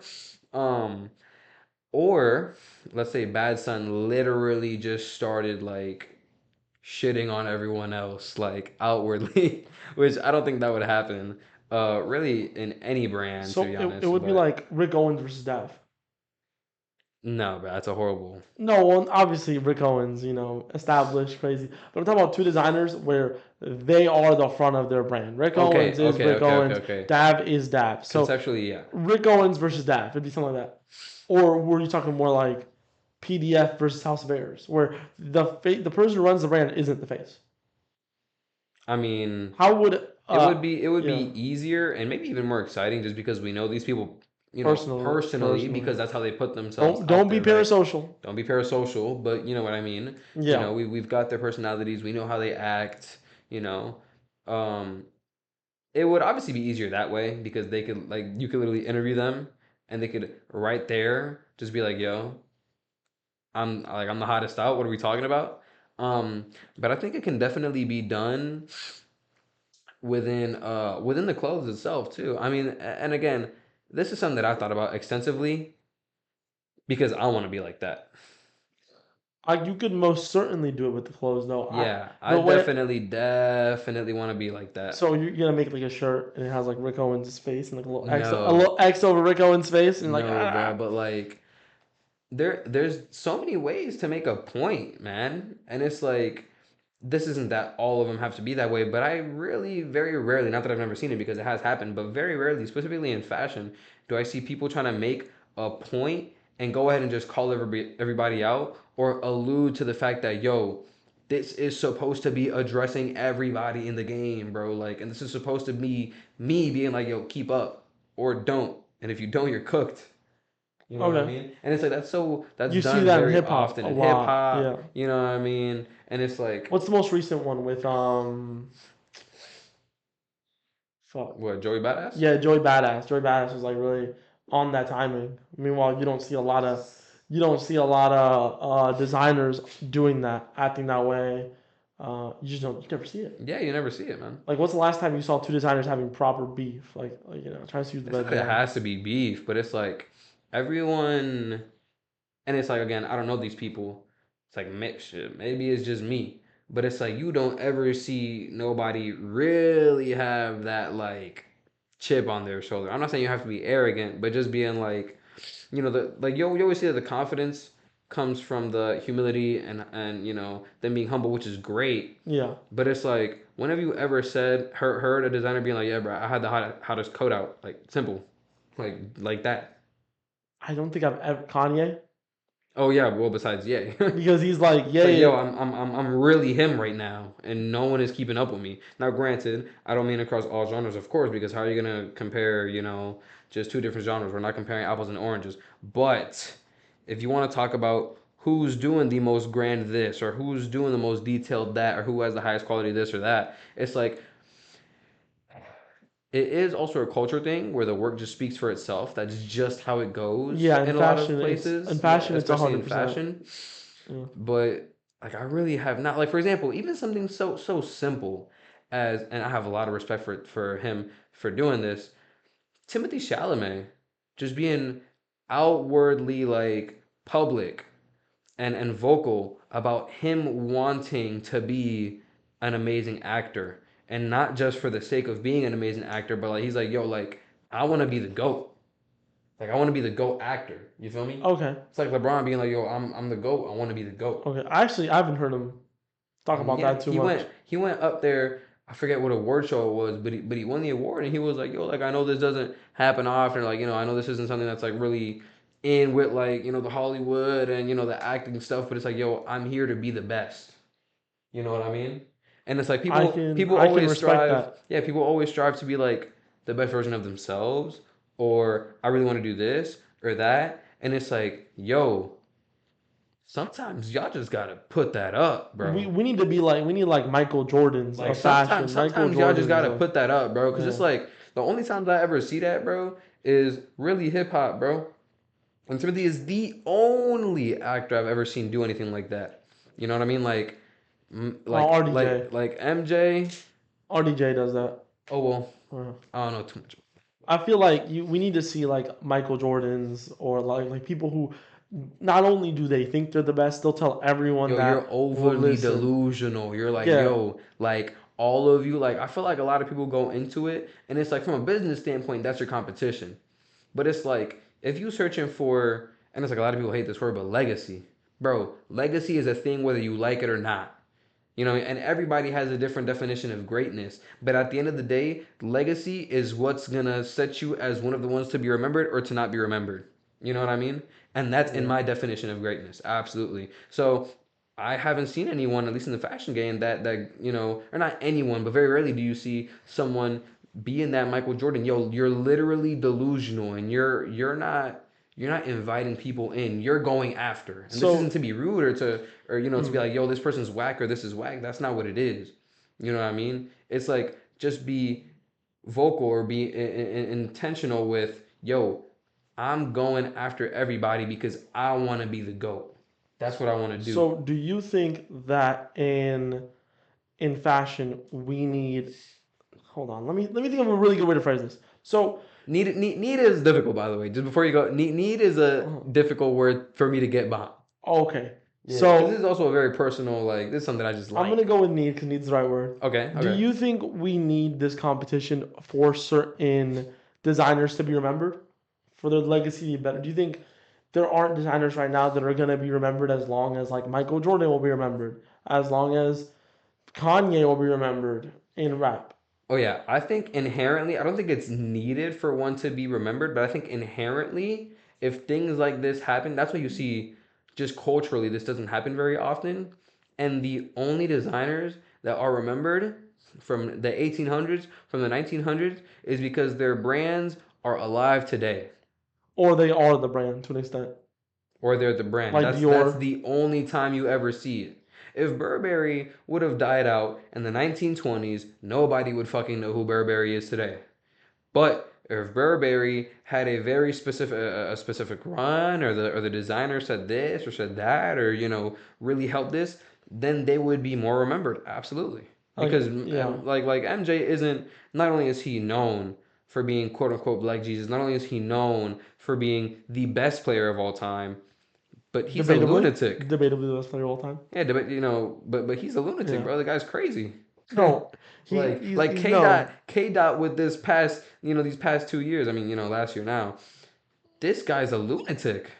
I mean, Michael Jordan. The extent that this guy went to put Drake in the grave and show off his rapping ability.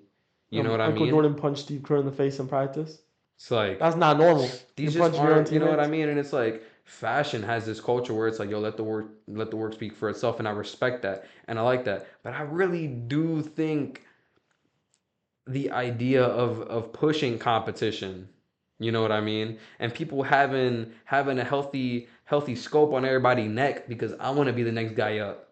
I think that's healthy, and I would love to see that, emerge a little bit more. Like, yeah, I just want people to fucking get in there and just, do what they gonna do, and if it and promote that competition, because that's what it's all about, bro. Because yes, everybody can eat. That's a fact. Yes, everybody can eat, but it's like, do you want to be remembered, bro?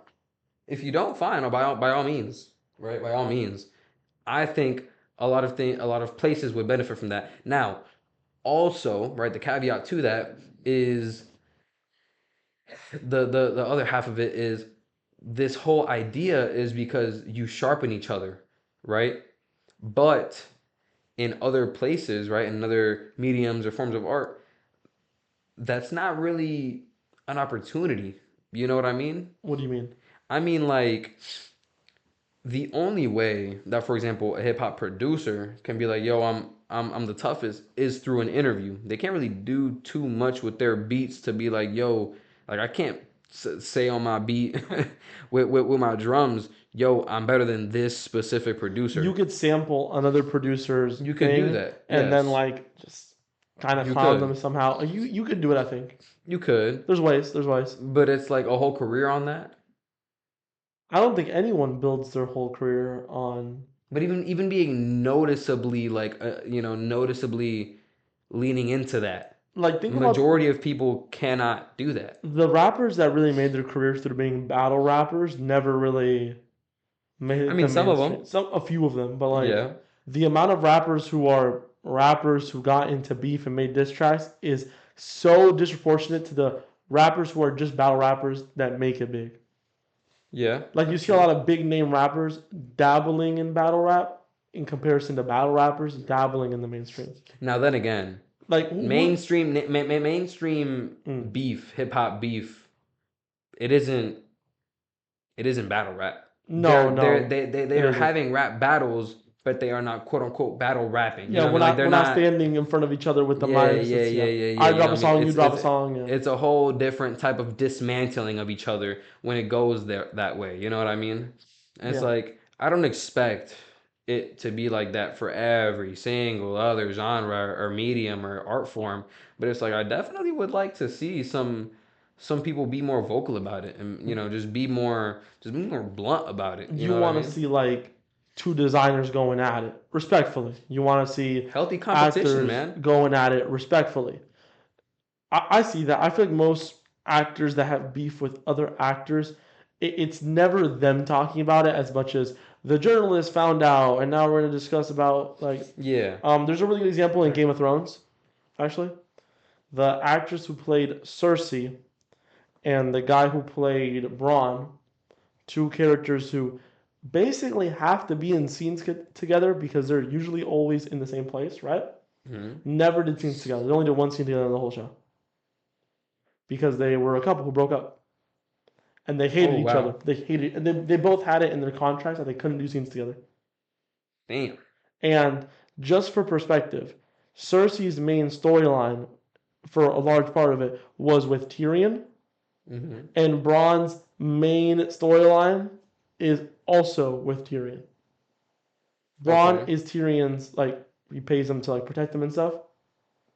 And Cersei's main goal for a large part of the show is I'm gonna fuck over Tyrion because I don't like him. Damn. So they literally were in the same place in the show, in the same castles, and they wouldn't do scenes together. Was it them coming out in interviews saying, and that's how we found out? No. Found out through journalists.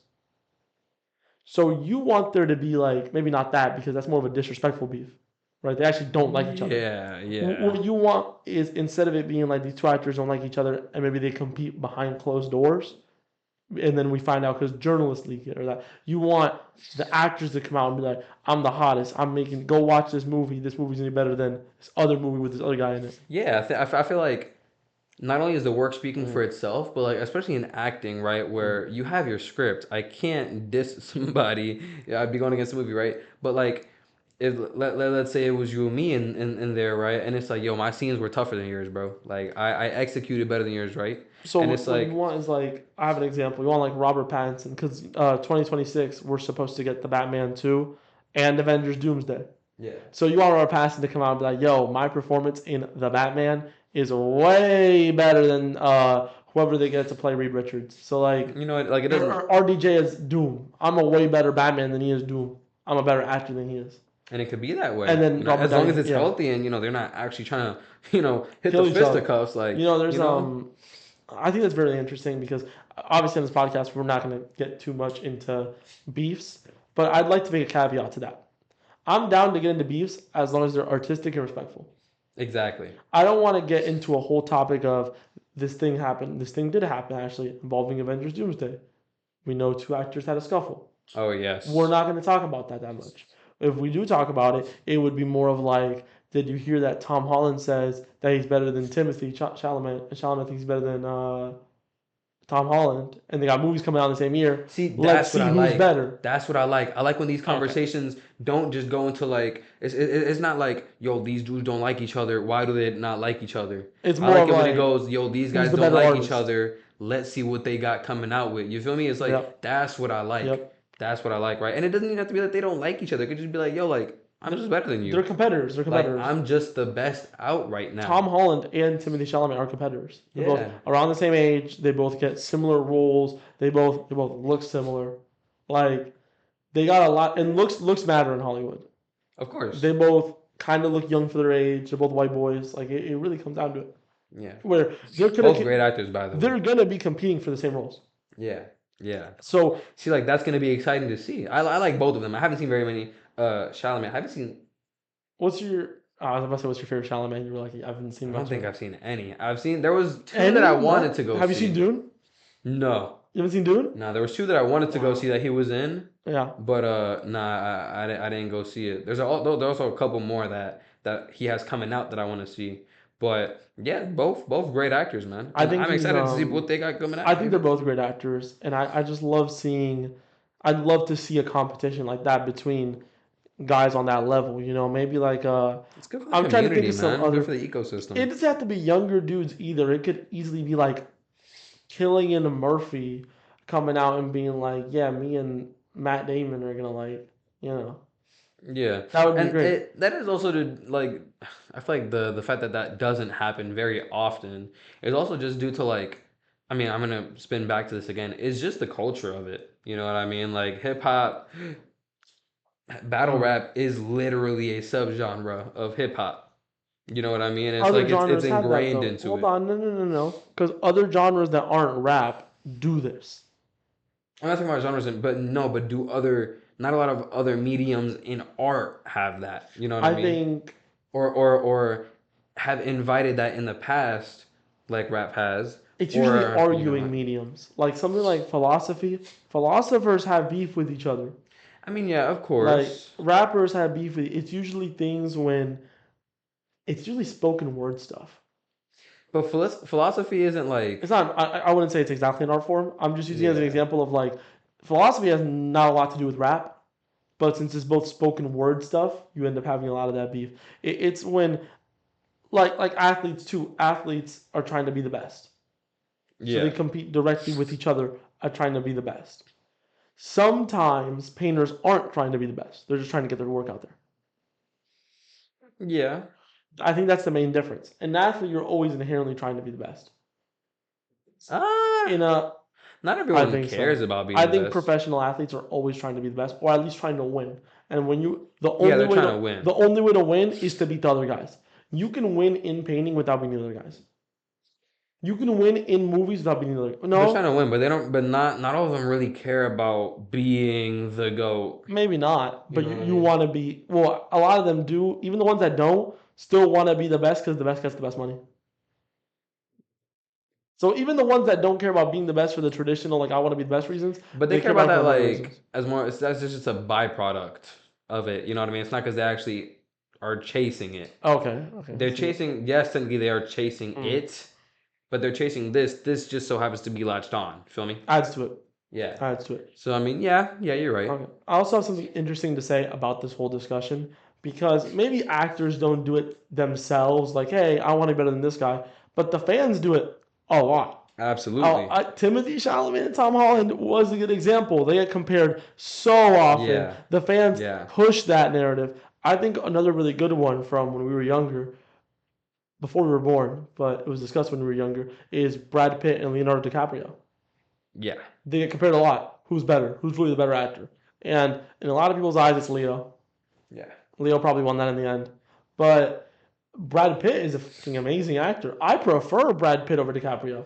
But they never talk about it. They never talk about it. I mean, like, talk about it, man. I don't know if it's because, again, I know it's partially because of the culture, but I don't know if it's because, like, are they uncomfortable?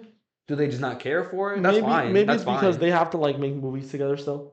Like if they're I both in a mean, yeah, movie. but I can sit here and, like, I can be an NBA player and, I can, shit talk this guy and that guy and be like, yo, I'm better than all y'all. And if we're on the same team, yo, we got to get this done. I guess that's true actually. Yeah. You know what I mean? It's the same thing, and it's like, yo, I can be an actor, but like, yo, I felt my role was better here because it goes both ways, right? Like, even if you're a rapper and you're supposed to think you're on the hottest out right now, you can still be like, yo, like, and rappers have done this.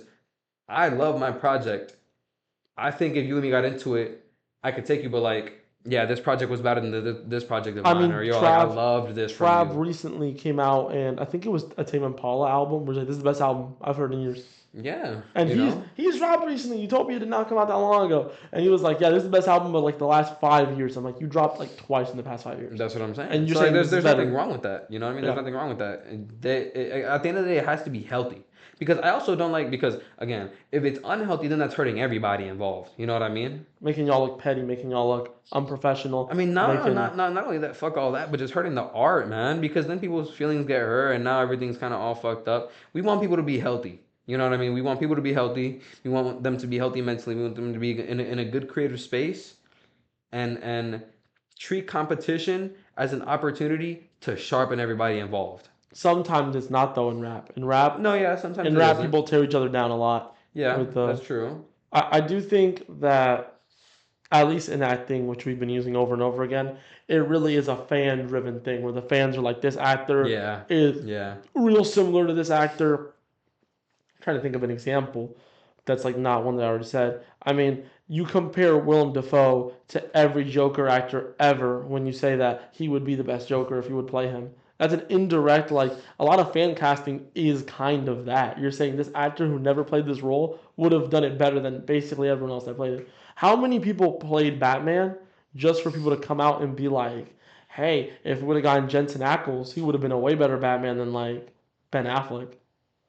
You're creating competition between yeah, yeah. Of Jensen course. Ackles and Ben Affleck when you say Yeah. that. I mean, When you you see it say everywhere. when you Yeah. say Willem Dafoe would have been better than Heath Ledger, you're creating competition Yeah, between. it happens everywhere. Even with producers, like I was saying earlier, like Joe Budden You know we did that, right? huh? You know we did that, right? No, yeah, we We did it as did. well. We had a clip Yeah, and with Madlib and Madlib, Al, and but the Joe, comments. yeah, What are the comments saying?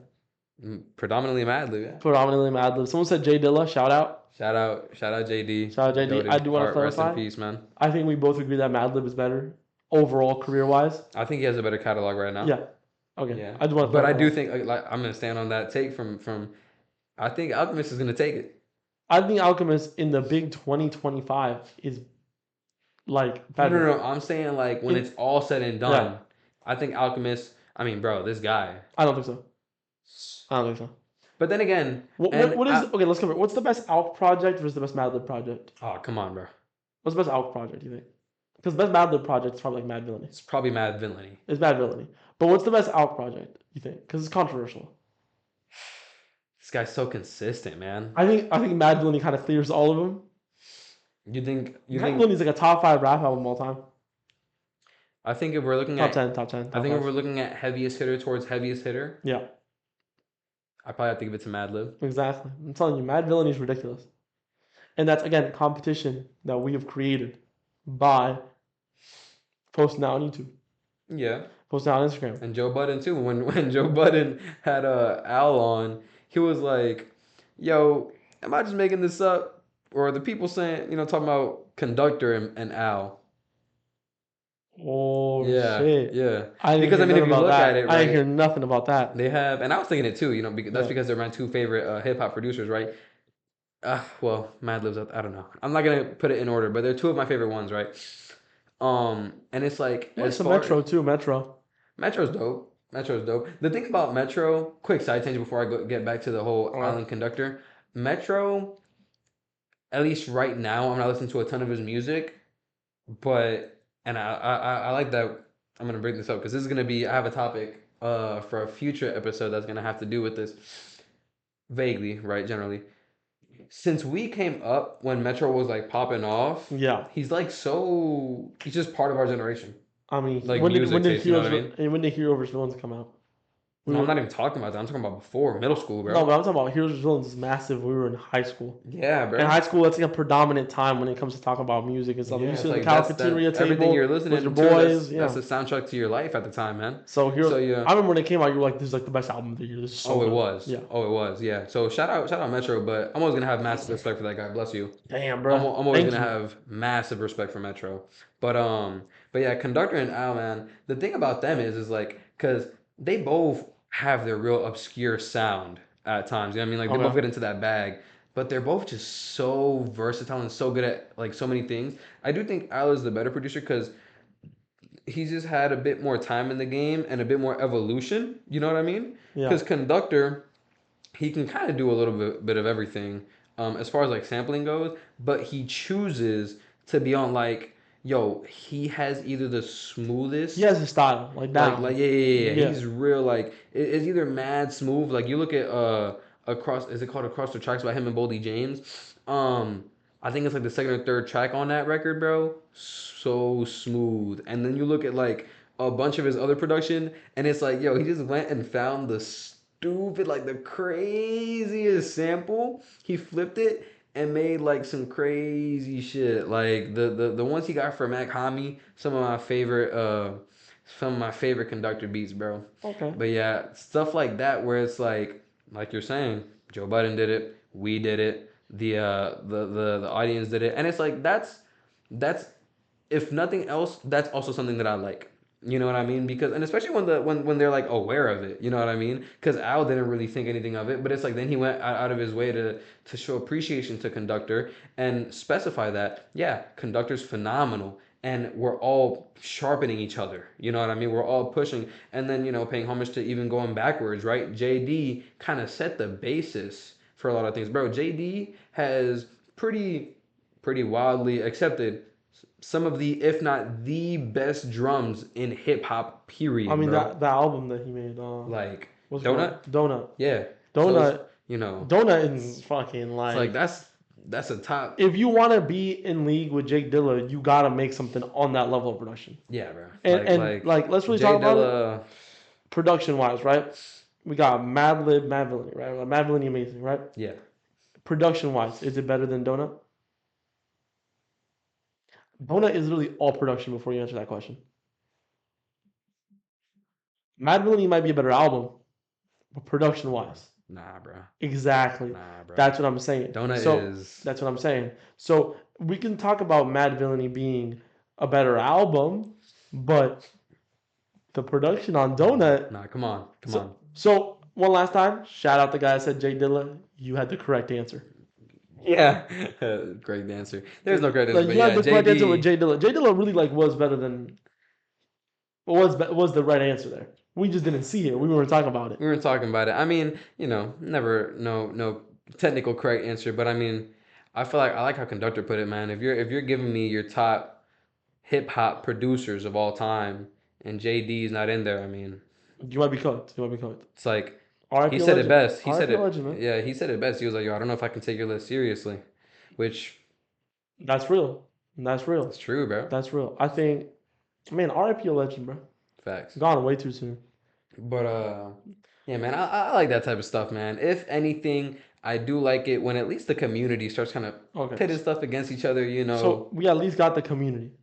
at Even at if we least. don't have like these Because I mean, guys there's doing it. sometimes that you can't. Like I was saying, like again, if you're an actor, you can't like deviate from your role. That's what it is. I don't know. I think again the interviews are such a great No, I know, outlet but that's to not do them. that. That's not them actively being in the movie. You know what I mean? That's like separate side Yes, yes, yes, tangent. yes, yes. But I think I like it when they go on to interviews and they talk about this and that and the third, right? And again, this doesn't have to be everybody. Not everybody's personality is just this way. But it's good to have a couple of those, The community does little it black so much ducklings in though, there, you know? The community does it so Oh much. yeah. Like I've done it so much. Me and Diane, shout out Diane, we'd be talking about like different actors for different roles. We'll be like, yo, who really deserves to be the Flash in the new DC cinematic? Like who deserves to be? Should it be Grant Gustin again? Or should it be someone else?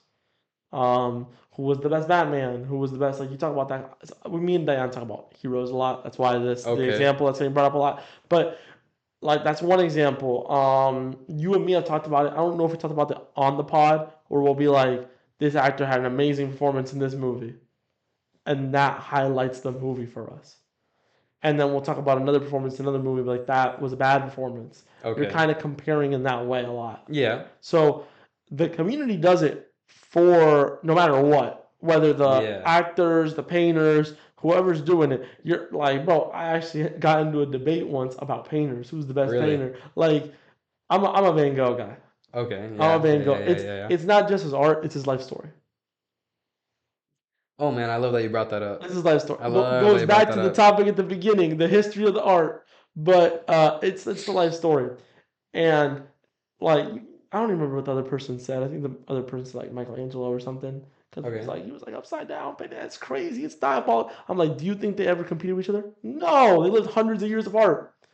They was not in interviews talking about each other. But like years after their deaths, we could sit here and be like, who do you think was better? Yeah. And I don't think the person said Michelangelo, but they said someone that lived before Van Gogh, like Okay. significantly before Van Gogh, where I know these dudes is not sitting at the coffee table talking about some who's better between you and Yeah. me. Who got it? Who Who got got it? it right now? Van Gogh would have lost that argument, bro. No one loved him in his life. Yeah, bro. It is what it is. But he gets praised now. It's praised now. Legacy. Wait, legacy, Legacy. legacy that he didn't even see in his own life. Yeah, and that's a That's why again, life story really like he was painting from the mental illness asylums. Real life, bro. hey, bro. Real life. But Guys, genuinely, diff. guys diff. But the way I see it is there will always be that competition no matter what. Because the community will pick up the slack. Yeah. I would Yeah. prefer I'm on your side of everything when it comes to that. I would prefer if the people themselves, like the actors, would push the beef. Or Yeah. not the beef, but the competition. Yeah, and I will The say painters, the producers, but a lot of the time that also happens because some of these mediums have what you call high barriers of entry, okay. right? And a lot of the times, one of those barriers is age. You know what I mean? So you don't get to necessarily direct maybe your first big movie until a little bit later, 100%. Yeah. right? That's a So great like example. so like the tenacity and like the ambitiousness and like honestly the naiveness of like people like us because I think this way, bro. We're 19, bro. So it's like of course we've got chips on our shoulders. Of course we're like a Yeah. little arrogant. You know what I mean? Like yo, I could really do all y'all in right now. You know If what I I wanted mean? If to, I if I really was wanted really to, right? motivated, yeah. You know what I mean? And if it's, especially if we had the stage to do so. So it's like I also think not think, but it's just the fact that people generally are more mature. A lot of the time they're not with all that extra rah rah. Trying to get in here and there. They're just trying to. They just like putting out the Okay, art, and that is also a part of that's fashion. that's That's kind of also the a big part of that. explanation for directors, obviously, because directors usually older. But when Yes. it comes to actors, a lot of actors are young, Yeah. like teen. You got teen actors out here, and they're still not beefing with each other. They're still not doing it. That's true. I That's think true. I didn't think about that. directors, you got some people like a Tarantino, always speaking his mind, always always praising the people that came before him. Yeah. Always he has come out and said like talked about movies where people are like that movie was really bad, that movie was ass. And he's like, no, I love that movie. I know what you're talking about. Yeah. Like he's the kind of guy who will come out and be like, yeah, bro, I fucked with Turbo. And you're like, but that's like a kid's movie. It's not high. He's like, I don't care, bro. I enjoyed the movie. Simple. A lot of his fans will sit there and be like, no, it's bad because it's a kid's movie. It's not deep. And then he'll come out and be like, no, I loved it, bro. Snail go fast.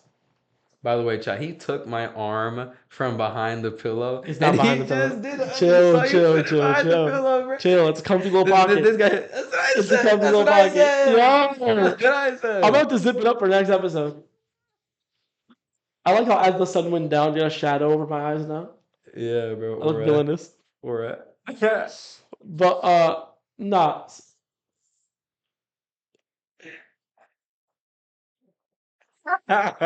No, okay, let's get double serious. fist in the pillow. No, Yeah, Joey Joey, style. Joey Chestnut threw the style. couch like a glick, like a Joey. 1 second couch consumption. That was That was quick. quick. All That right, was but quickness, no, haste. we fucking around too much. My fault, We chat. fucking around too much. I do want to again get back to it, competition wise. All right. Do you think there's something healthy even about artists destroying each other? Because I know we kind of avoided that. We were like, oh, it's bad. Like artists shouldn't really go after each other like that. Do you think there's something healthy about even that? Like the way Kendrick did Drake, the way Eminem did MGK? I think, oof, that's a good question. Yeah. I think one, it depends on the medium, Okay. right? Rap. Let's start with rap. Yeah, let's start with rap. I think it greatly varies, right? I think first of all, I believe in free market, right? In everything, right? The people are gonna determine what's gonna happen, right? We're getting political. Episode 3. No, no, that's just basic No, I know. economics. I'm just messing around. No politics. I don't know about none of that. But people are gonna determine what's gonna happen, right? And so in Dot's case, right, Drake could have dropped a hit. He could have dropped the Not Like Us, right? But it's like, and it could have been just as polarizing and just as this and just as that and all the bells and whistles. Now, would he have won? Maybe, maybe not. Probably, right? Just because of the nature of how disses work, right? And how these battles go. But I do think that from the get, things were in Dot's favor. You know what I mean? So I I feel agree. like I agree 100%. the culture has a big part of that because and even then, if it's a healthy culture, he's not truly gonna get destroyed unless he or she they, right, was literally the antithesis of what it stood for, of what the medium stood for, what the culture was trying to move towards, right? Okay, so Drake, I see that because Drake is he's very much not conforming to what the culture wants from him, right? Yeah, so like I don't Drake, like no one's ever gonna agree with yeah, him suing, right? But it's like it just so happens that one, because Drake is already mhm. Drake, right? And the hip hop space, as fucked up and as much bullshit as there is in it, it is a pretty healthy space. You know Yeah. what I mean? Like people, they love this. We talked about this in the first episode how we don't mind the unks as much as other people. Nah, yeah, we love it. So it just so happens that in a space like that, the person who's getting destroyed or who lost typically isn't getting destroyed and just revoked of Mhm. any pass to make their art Okay, or any audience. I You know what I got mean? I got two examples for you of both. Obviously, Kendrick Drake. Kendrick had the benefit of the community already respected him, and the music that he made was always more tailored to I'm gonna win this because I'm gonna walk out with more respect. And Yes. that's really how a lot of people quantify winning a rap That's battle. absolutely how he People approached it. people don't quantify winning a rap battle by who did better numbers. The community usually Usually, is yes. who made the better music and who gained more respect. Yeah, Who ended up looking more stupid at the end. exactly. Drake ended up looking more stupid at the end, Yeah, and that is what made the community shift more towards him. But we're not going to pretend like Drake didn't gain stuff from this beef. They absolutely. both gained stuff, and the biggest winner, you know who was? The rap community. Yeah, We gained so much music from this. We gained so much. Obviously, we lost some aura because some corny ass people, but we gained a lot of yeah. we gained a lot from this beef, right? Still seeing Drake and Dot hate, by the way. Y'all are clowns. And then you look at the other side of it, which to me that's like Eminem and MGK, right? MGK was forced to vacate the Vacate the genre. genre, That's yes. ridiculous. Like yo, bro, kneecapped his career. He shifted to another genre that didn't even accept him in the first place. And now his biggest like claim to fame is who he's dating at the moment. That's my problem with things like that is like that's when you kind of draw that line, right? Mm. Because MGK exited the genre after that whole thing, and it's like that's where you kind of and when I say draw the line, this is what I mean is like is it good to terminate someone, No, right? But no. exactly. But He what could usually have been. happens He is could they have been a terminate very good themselves. rapper. Yeah. Who are we to say? You could be like, oh, the music that he made wasn't good. Who are you to say the music that he was gonna make in the Was future it you just don't know. wasn't gonna be good? Yeah. And on top of that, but we got good songs. We got two songs, two, and Rap Devil isn't even a good song.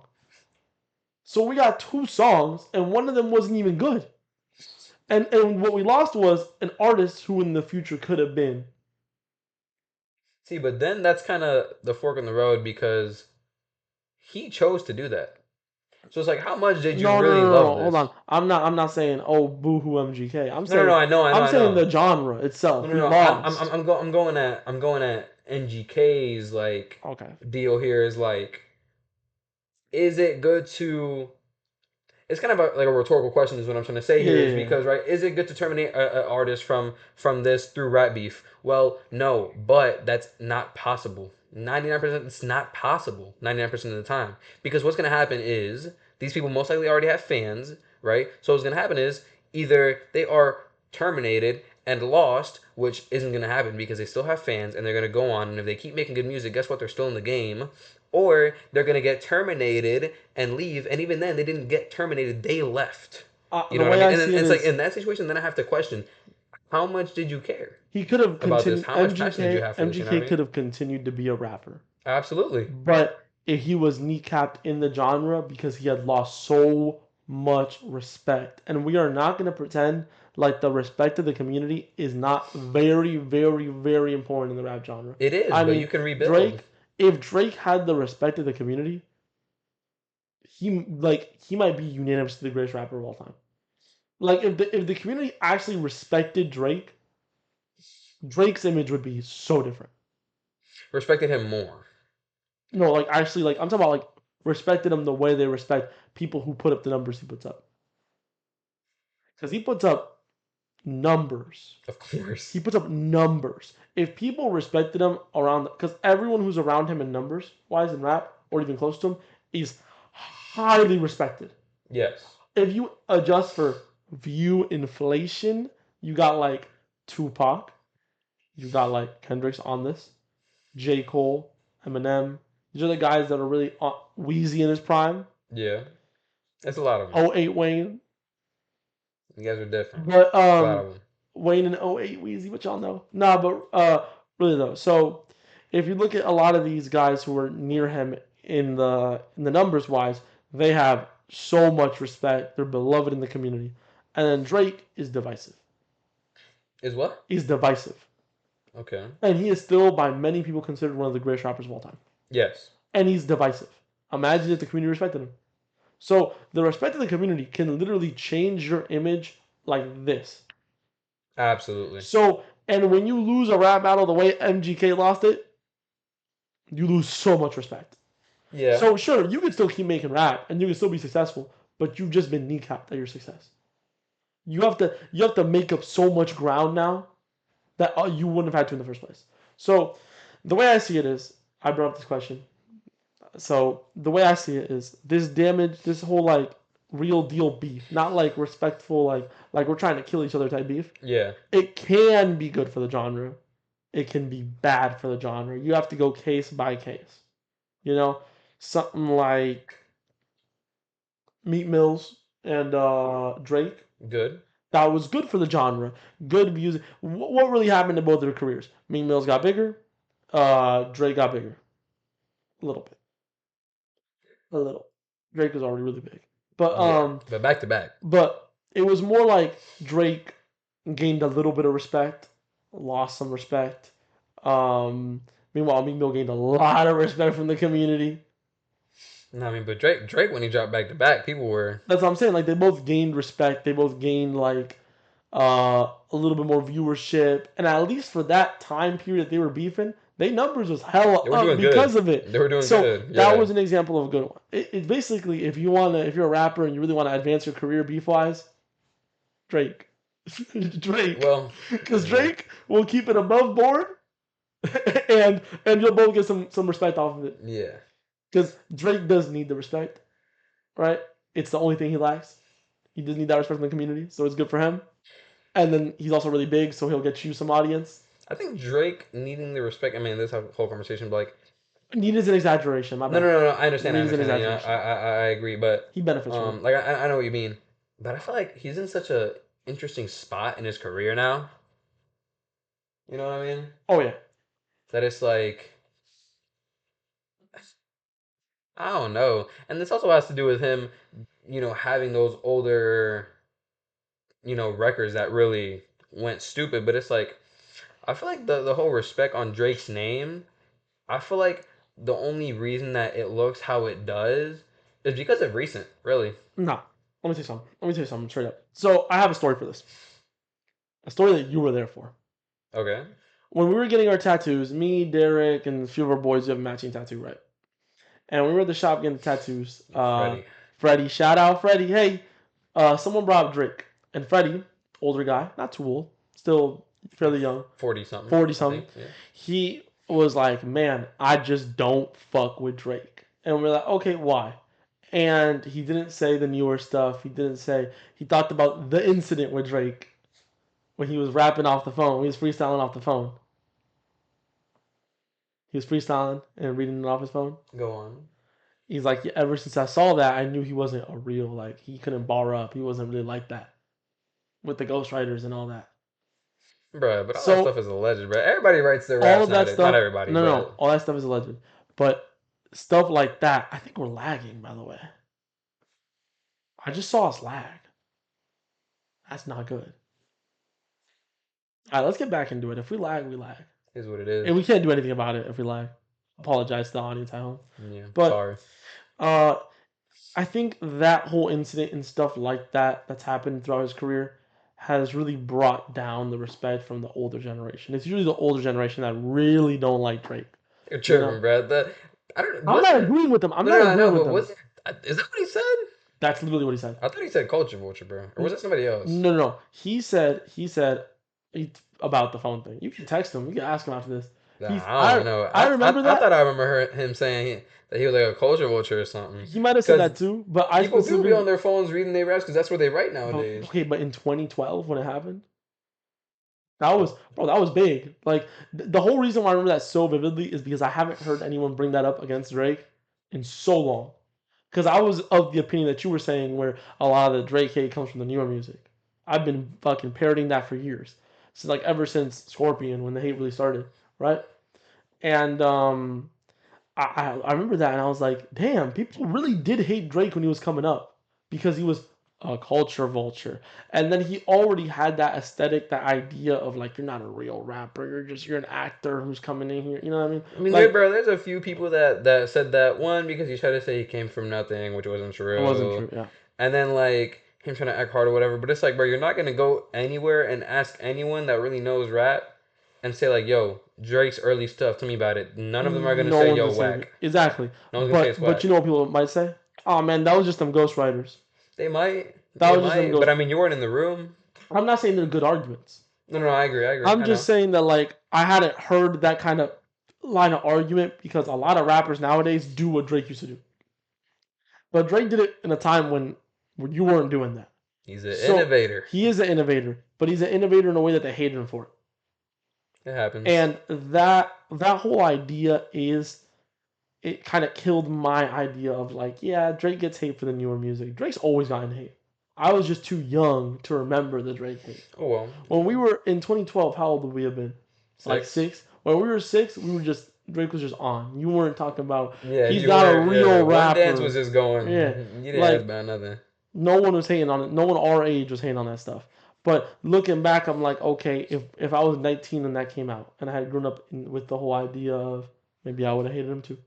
Maybe. Maybe we all would have hated. So no, I don't think the Drake hate is newer at all.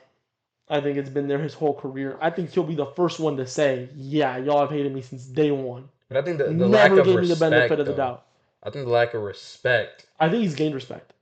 You think so? I think, well, the peak of Drake respect was like when Take Care came out. Like take care, Take, like but bro, really anything up until like more no, life. no, Take Care was the peak of like Drake respect, but the bottom of Drake respect isn't right now. You don't It think was so? when he first came out. Oh well, When he first dropped, people were like, "Who is this like light skinned cornball?" No, that's really like dead ass. That was a problem people had with him. people be so weird, Like bro.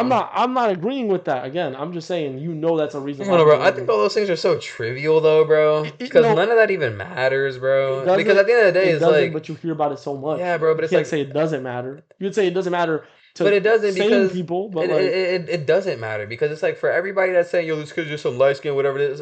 There's 50 billion other people saying, yo, this kid is Wheezy's successor, and yeah. guess what? He is, and guess what? He's the best selling rapper of all time. Okay, but again, you're getting more into like the whole what do we think about the stupid No, shit no, that no, they were I'm saying not about Drake. saying we. I'm just saying like all that shit. I think just the number of people that have said those things is so minuscule. I think you heard Freddie and now you're there, and then you're like, yeah, he was very very hated. No, Freddie for me was like an example that you were there for, so I could tell you about that. But online, you hear that a lot. yeah, and Drake's online you never. see numbers, and online you see Drake at the top of every Okay, number. exactly. No, but we're not talking about that. We're talking about respect in the community. Drake's always been someone where he's bro. Drake himself has said it where he feels like he's outside the community. He's always been outside looking in. They never let him in. They've never ever really let Drake in, and you see that from Drake himself saying that. You see a lot of his fans Hold on, so saying you're that. You talking see, about specifically Drake, not respect for Drake's music. I'm talking about Drake has never been seen within like the community's always said that's a great album you just dropped, but we're here and you're over there. So over here and over there fucking means nothing. It does because then when you bring up like it's a great album, but and then look any excuse to discredit him, but he's not really he don't know what he's talking about. And that's not a you're not a real hip hop fan then. But those are the people that would say you are not a real hip hop fan for listening to Drake. You've heard that before. You can't say that like these people are the minority. These people are not the minority within the rap community at the time. Then again, there's a lot of clowns. The rap All of you are clowns because also, at the end of the day, bro, if you sit here and you're like, yo, this kid can rap, he can rap. Period. if That's you it. want to talk about the minority, the rap community is the minority when it comes to the general audience of people. There's less people who would consider themselves, yeah, I'm in the rap community. I just listen to a Drake song on the radio.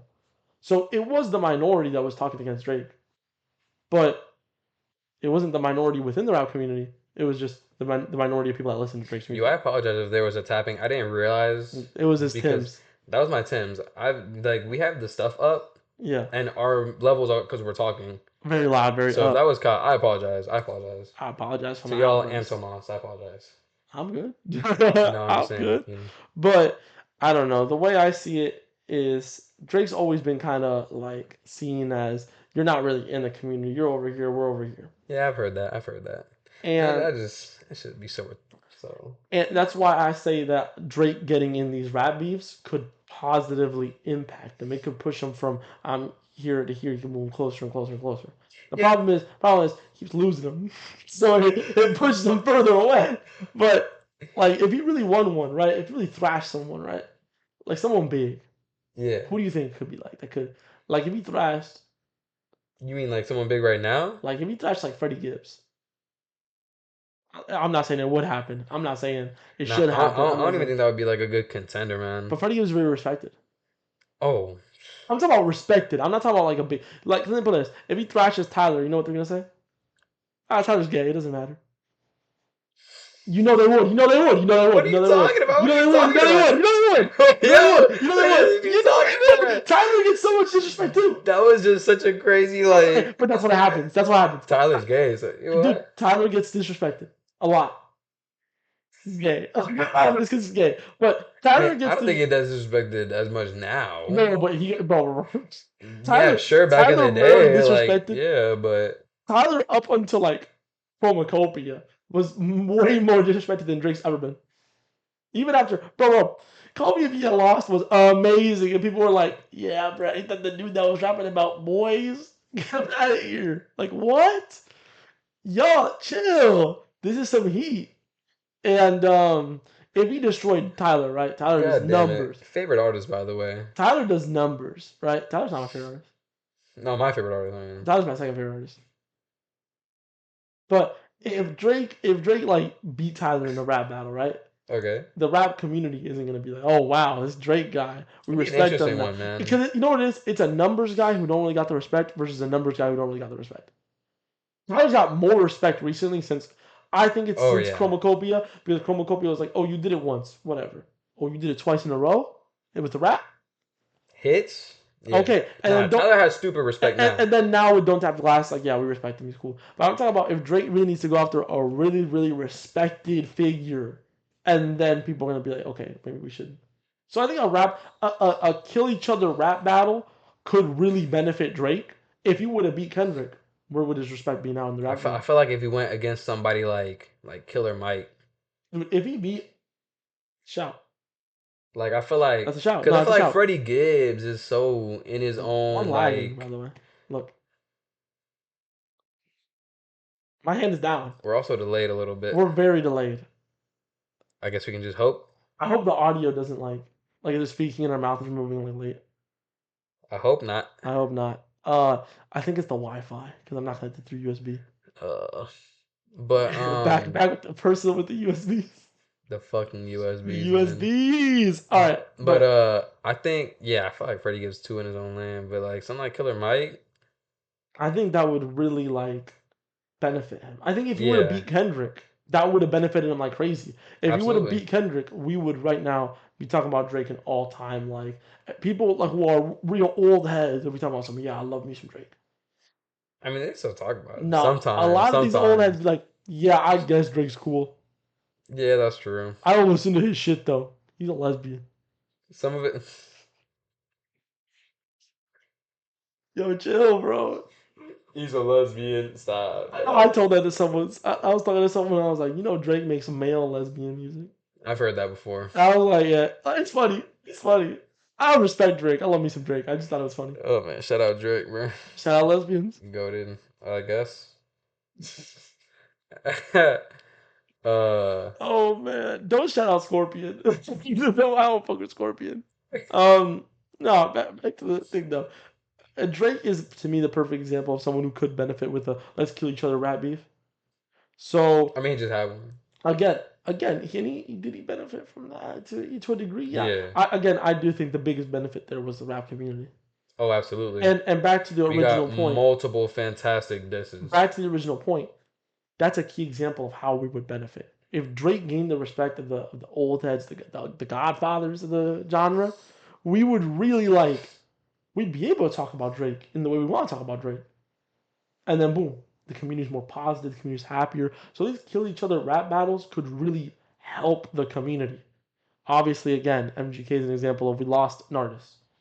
We lost one in the line of fire, bro. Man, But he walked away from it, bro.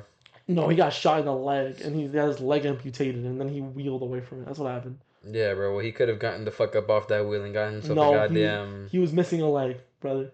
He had to go out there. bionic leg, He went to another genre where he got a free leg.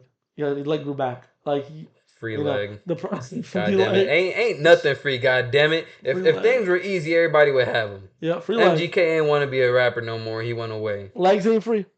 Legs are not free. God damn it. Free head. And taking them away isn't free either. The only good free body part. On a what's up, bro? Nah. On a real basis though. To really wrap up what I'm trying to say. No, actually, to ask another question. I just thought about something even better. Okay. So we were talking about how rap, because we're getting away over time, but we might as well post another long one because I have a good discussion.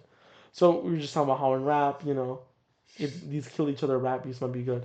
What's a genre of art where these kill each other beats would be really bad? Like they should never have these. A genre of music or No, any kind of art. Like painters should not be trying to like diss each other in them paintings, like phrase, like kill each other. Like we don't want to be in the same genre anymore. I don't like you. You're bad for this. Like, what if tomorrow, I don't know, Rick Owens woke up and he said, I can't fucking stand Louis V. And I'm going to make a whole clothesline trying to bury them. Or like, I'm going to go in interviews and tell y'all why you shouldn't buy their stuff. Okay, first of all, that would end up with a fucking lawsuit. That's true. That's defamatory. But I think it's just not realistic in a lot of situations. So you think rap might really be one of the only genres that benefits from these kill each other beefs? Yeah. Are we gonna trademark that? Kill each other beefs versus Kill each other beefs. kill each other beefs versus like friendly competition. KEB. KEB, KEB podcast. That's your sequel podcast. We'll get Oh like two people that hate each other on it. man. We'll get like we'll get like Geo and you. Geo and no. Raymond. We'll get like someone who's really like they love their bars and like an old head, and then we'll get like a 10-year-old Yeet fan. I don't think I could stand a 10-year-old you fan. Yeah, I don't even care what he's saying, bro. It's just the sounds he makes. I mean, no, that's like It's just that's the sounds alright, he but like makes. then some people really be saying like he's the best rapper. Yo, he's dope. But it's like, bro, He's kind of fat. no, he's In not. recent photos, he's kind of fat. No, he's looking better in recent photos. I thought the ones that I've seen him, he's The ones I saw, he's looking looking fat as healthy. hell. But nah, Yeet. I'm not a Yeet fan, but I don't think I can't stand a 10-year-old Yeet fan. Then again, I couldn't stand the unk in the corner talking about something. There hasn't been a real rapper since 1945. Tomas, Tomas is healthy in between. I'm healthy in between. I love me some old heads. I respect what the old heads do for the community. But I also fuck heavy with some Uzi, some Cardi. Yeah, man. Hey, I don't know what Cardi's saying half the time, but I'm not fluent in Cardinese. But Yeah, bro, we're rambling just like he is.